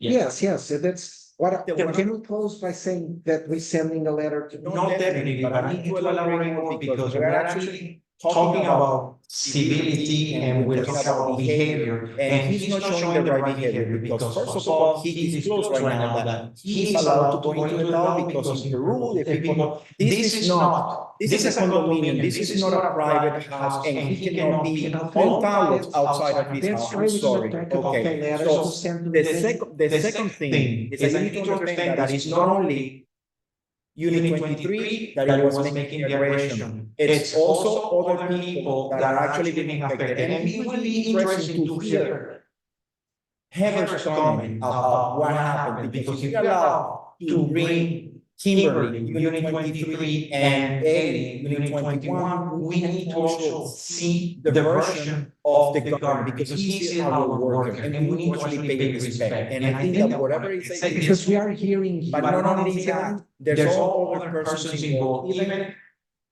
Brian's wife got into trouble with him. He actually had to step up in one moment that he was doing the last aid, and Musella asked for some questions. He was aggressive, and I have the video. So this behavior is not happening only for one person. It happens with many people on the community. So this is telling you that, okay, we can send a letter to Unit 23, but we need to also understand Which is the people point 16. make and validate where this behavior is coming from, because it's not normal, it's not happening, to only one person, then it happens to everyone. Sorry, because I think that is point 16. So in terms of point 21, I heard two things. One is the problems with Unit 23. Do we agree to send a notification to the Unit 23? That will be my motion. Second. Anybody? Just to keep them aware. Well, we didn't even send the notification to the 23 regarding the map, because that was already like sold out on the meetings. Which The 23 are also the. incident with the regime. The regime. It's a lot of, yes. But probably we can say something in this letter. I can help Tiffany writing the letter. It needs to be a nice letter, but to say, look, we want to live in peace and not turbulence, and all of these situations create turbulence. So let's reduce the level of turbulence. Now, how many projects Yes. sent, like, agree to send a letter, but the letter have to be sent effectively, and Perfect. only 18. This is 16. Okay. Just make an observation. You're like, it's not business. We're like right there in my humble opinion. This is two people having conflict with each other. It's like, and I think it's wise for us to say we want to have peace here and things happen, but we cannot go much further than. No. Sure. And listening to stories back and forth that turns into like enforcement, and that's not what we're here for. That's a good point. Even though I think I'm along. So I play on TV. 100%. It needs to be very light, like say, we want to live. Yes. But it's implementing, because we are already here in a condominium that everybody actually is going into the belief that they can do whatever they want because there's no mindset. And I think that is. I don't think the premise is correct. I don't think anybody would believe they can do whatever they want. I think there's a lot of personalities and conflict sometimes. My observations, you can't dictate somebody's personality. You can't. I don't care what rules that you have. Civility happens because you let those personalities grow out without ruling, without having a proper understanding about This implementation. always happened when 41 people have together. It's like this. One of the observations, you have to be really careful because you'll find yourself. Maybe very nice, maybe very nice to me. I'm talking about me. I'm sorry to be he's very nice with me, and he doesn't have a problem. You know, I haven't had any problem with her whatsoever. So I think that everybody has different opinion, and of course, this board is speaking, you know, in a very humble way, trying to understand, trying to be, amicable, but there's procedures, and I think that there's evidence if we want to go to this path, because if his point is valid, so what is Kimberly's point, Which was already voted in a previous meeting to send a letter. This letter was sent from Tiffany to ourselves, is very bad written. I said to myself, I am already doing too much. I'm not going to revise also the letters because it even have two beginnings. Dear, blah, blah, blah, it was a disaster. So this letter was already approved. So it needs to be exactly revised and sent to what we said about the 41, the car parking, the 21. I sincerely don't, the 28 has to do with the dog. So yes, but this is still not been approved because we haven't voted. Well, we need to approve it. Yes, and the 33, let me just remind the 30, what is the first? 33 is what? 33 is it's a tenant of because it's no longer. No, it's there. Is she there? Okay, so right now we have a letter for the 21, we have a letter for the 23, we have a letter for the 41. We have, we need to discuss 28, so the 28, from my understanding, is the dog that was brought into the gym and. And we have the evidence on the camera. You have the evidence on the camera, so send the letter. Yes, I was the lucky one, so do we have an agreement to send also a letter to 28, just highlighting, don't bring the dogs into the gym. Especially. Send a reminder on the 41. The 41 has to do with the parking that we already approved. If we received this letter already from Tiffany, I would not send a letter on those terms. I would send it much lighter, nice, etc., reminding, etc. Yes. That's the way to tone the letter, but We stopped that letter because of the tone. Yes, so somebody needs to revise it.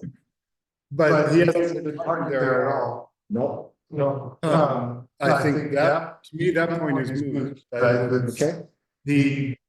He had a conversation with Alan. He showed that Alan showed that he no longer has rights in that space. Yeah, we can send a letter to set the precedent, because in this. Okay, and it was approved. If we need to actually have the record that it was. Even though it's right now, so it's. Yeah, but I think sending the letter before we've done anything on the balcony and things like that, and he hasn't been parking there, that's the wrong tone for me. I agree with that. Though we have a previous role, but we approved the previous meeting, so we can stop it, but we approved it. Both the letter for the 41 and for the. Because that's when he was still parking. That was when still parking there, and then we took. But it's been 4 weeks, so we need to actually be, present with what this board is being approved. The problem is that the materiality of the letter is no longer effective because there was no sending of the Actually, in any case and any issue, so the time is already, like that, because of the. So let's make a question. Do we vote for communications and produce a second record? Because it's been clear, and it's been on the minutes, so we need to actually make sure that this is already followed. So it needs to be very, it's going to actually, like stay, it needs to be very equal, guys, it needs to be very well written.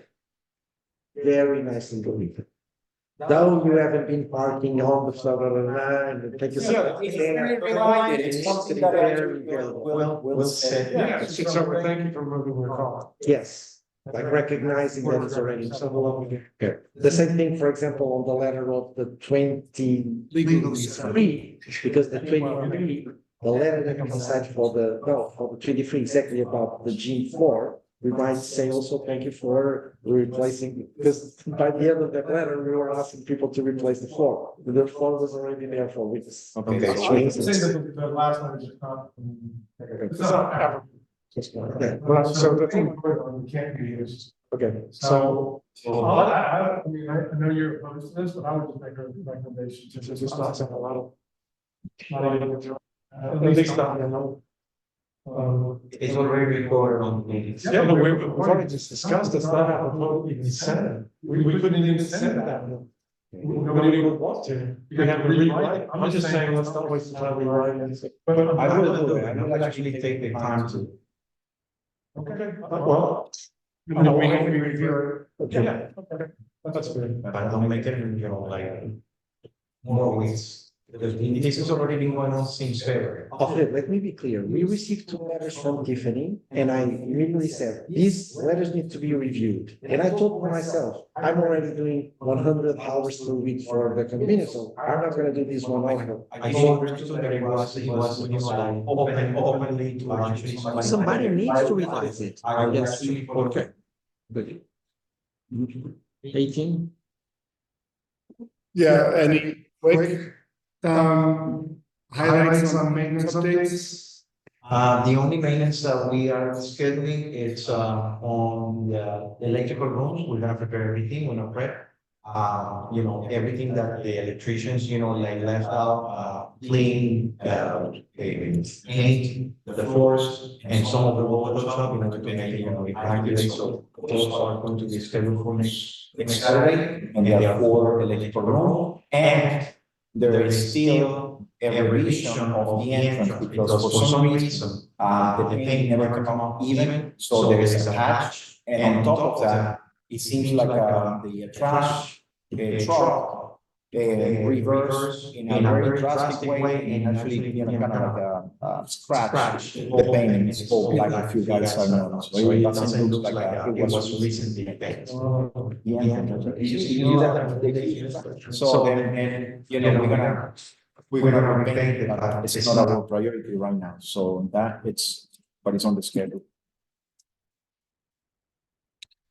Sounds good. Water usage report? I sent it Did you? to the group. Yeah. Do you read my emails? That was a good, well, no. If I see your name, I know. No, I never see it, because I sent him an email and said, you were able, you got even all the indications. We said the passport, and he said, yes, sir. Yes, sir, that was the last conversation, so I never get it. And I was making sure to follow up about this, because I know that Ryan needs it to actually get the control. Because the 7,000 gallons of water that was disclosed, that's what was actually intrigued me. I need to understand that. I wonder if this is No, it's closed. It's closed, but that, yes. Community newsletter for the first quarter of the goods. Again, single sample, was to someone. Oh, okay, so this is the last point, Community newsletter, yes, last Okay. point. So I think that we came to a proposition after we see that between our management company forward this to me, so it's at the top of the list. and the community. I'll there resend is- to all of you. There is a lack of communication.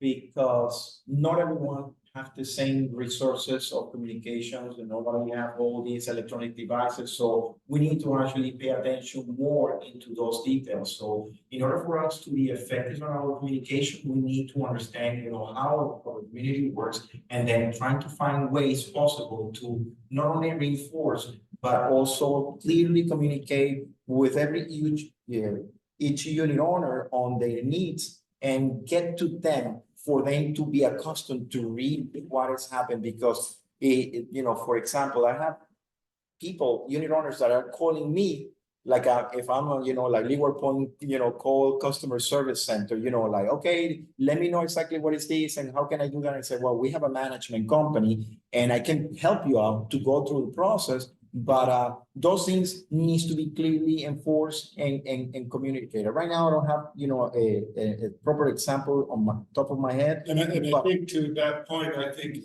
the opportunity that we have as we welcome in the new property manager is to really define and communicate who do you go to for what? Well, so right now, I just remember, somebody called me and one of the unit owners, I didn't receive the special assessment. How can, you're gonna charge me this much? And I say, well, are you, going into building? No. And I said, okay, let me just send you an email with all the updates. But I mean, we are having meetings every week. So any unit owner, besides building, besides all forms of communication they are receiving, it's the first time we have been communicating with the neighborhood so intensely. And we must say, we all know that, but I mean, we cut out the 31st of December of 2023, there's many people are not coming to the meetings. And people will come to the meetings probably not.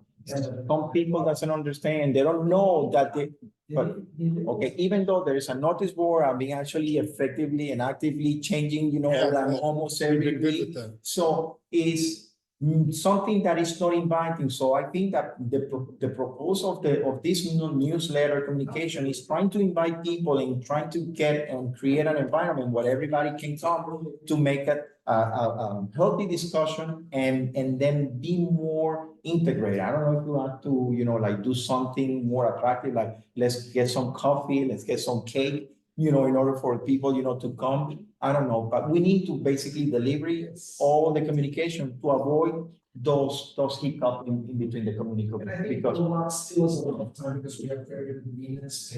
Laura. Once again, so it's just taking the highlights, but communicating what happened in the first quarter. Look, the example of Laura. Laura doesn't have any communication, any internet, so I actually print that, minutes and I handle it to her, and that is an opportunity that we need to think about all these options. So. How often would you want to do a newsletter? I think that will be for 1 quarter, like 3 months to give you, enough range of accumulative information unless you think that it's too much. Because to me, a newsletter is,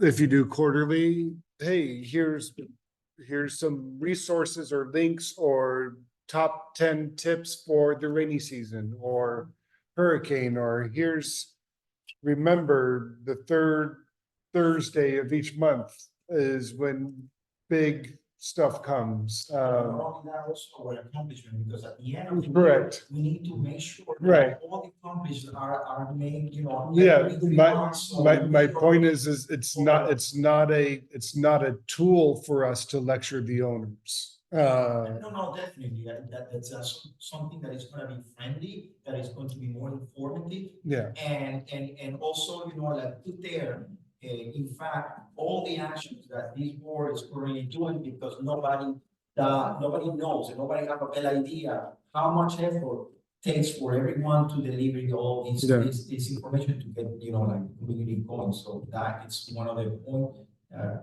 makes this incentive for us to create that. So is it gonna be monthly, or is it gonna be 3 months, or is it gonna be month? Because Let's see how the year, and then see how the, let's get the first one out. I mean, we still haven't been able to do anything on our questionnaire. And so a question is more sensitive.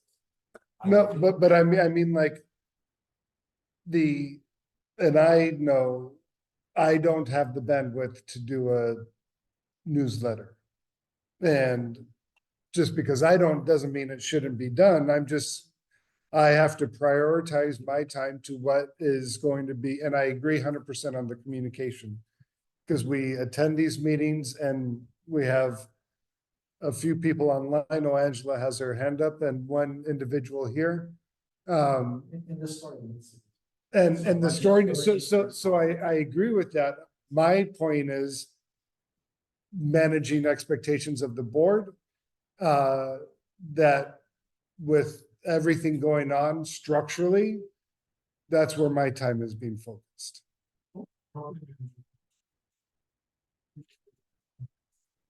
Let's try this first one, because I think through the minutes and with these AI templates that we get already, etc. I believe it's gonna. The story is already there. We'll Yeah, just need to find the idea to put everything together. Especially not overwhelm people. It's like saying, okay, where we are going. I agree with the things of saying the utilities, like, okay, well, how do you do this, how do you do that, etc. But it needs to be not an encyclopedia. It needs to be something very focused. Even very, Yeah. one page.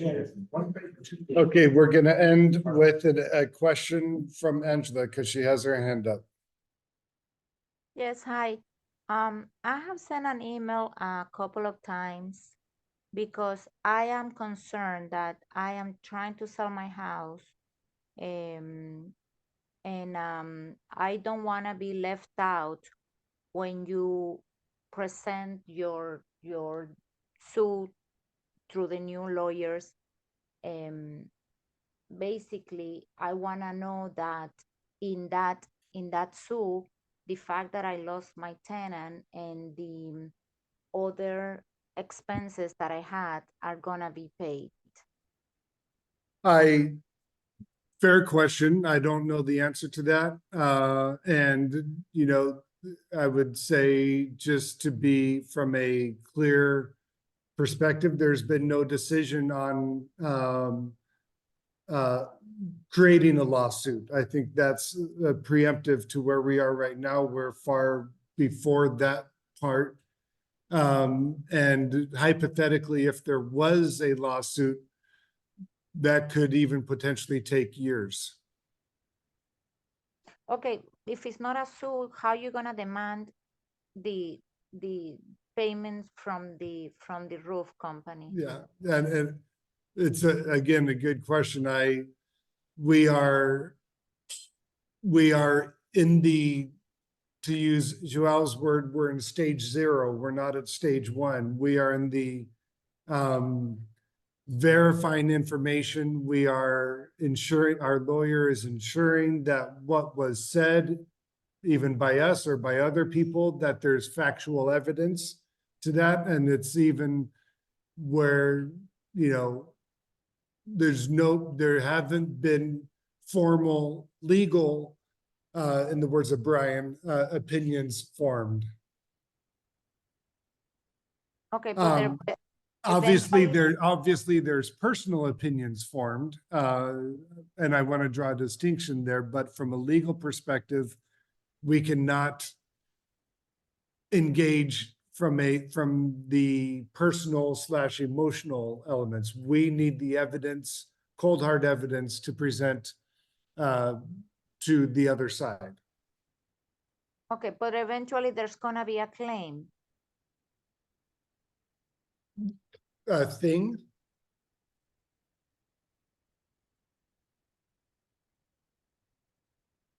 Hello? Yeah, No, I asked, what did you say? I said eventually there is gonna be a claim to Oh, a to the claim. insurance, to the association insurance, to the roof insurance. There's gonna be a claim to pay all the damages. Yeah, and I have no idea what form that would take at this point. And I don't even want to speculate on that because it could go a million different ways. Okay, and when are we going to know about the walls that's supposed to be paid by the association? The drywall, that should be, I would presume that that would be somewhere in April.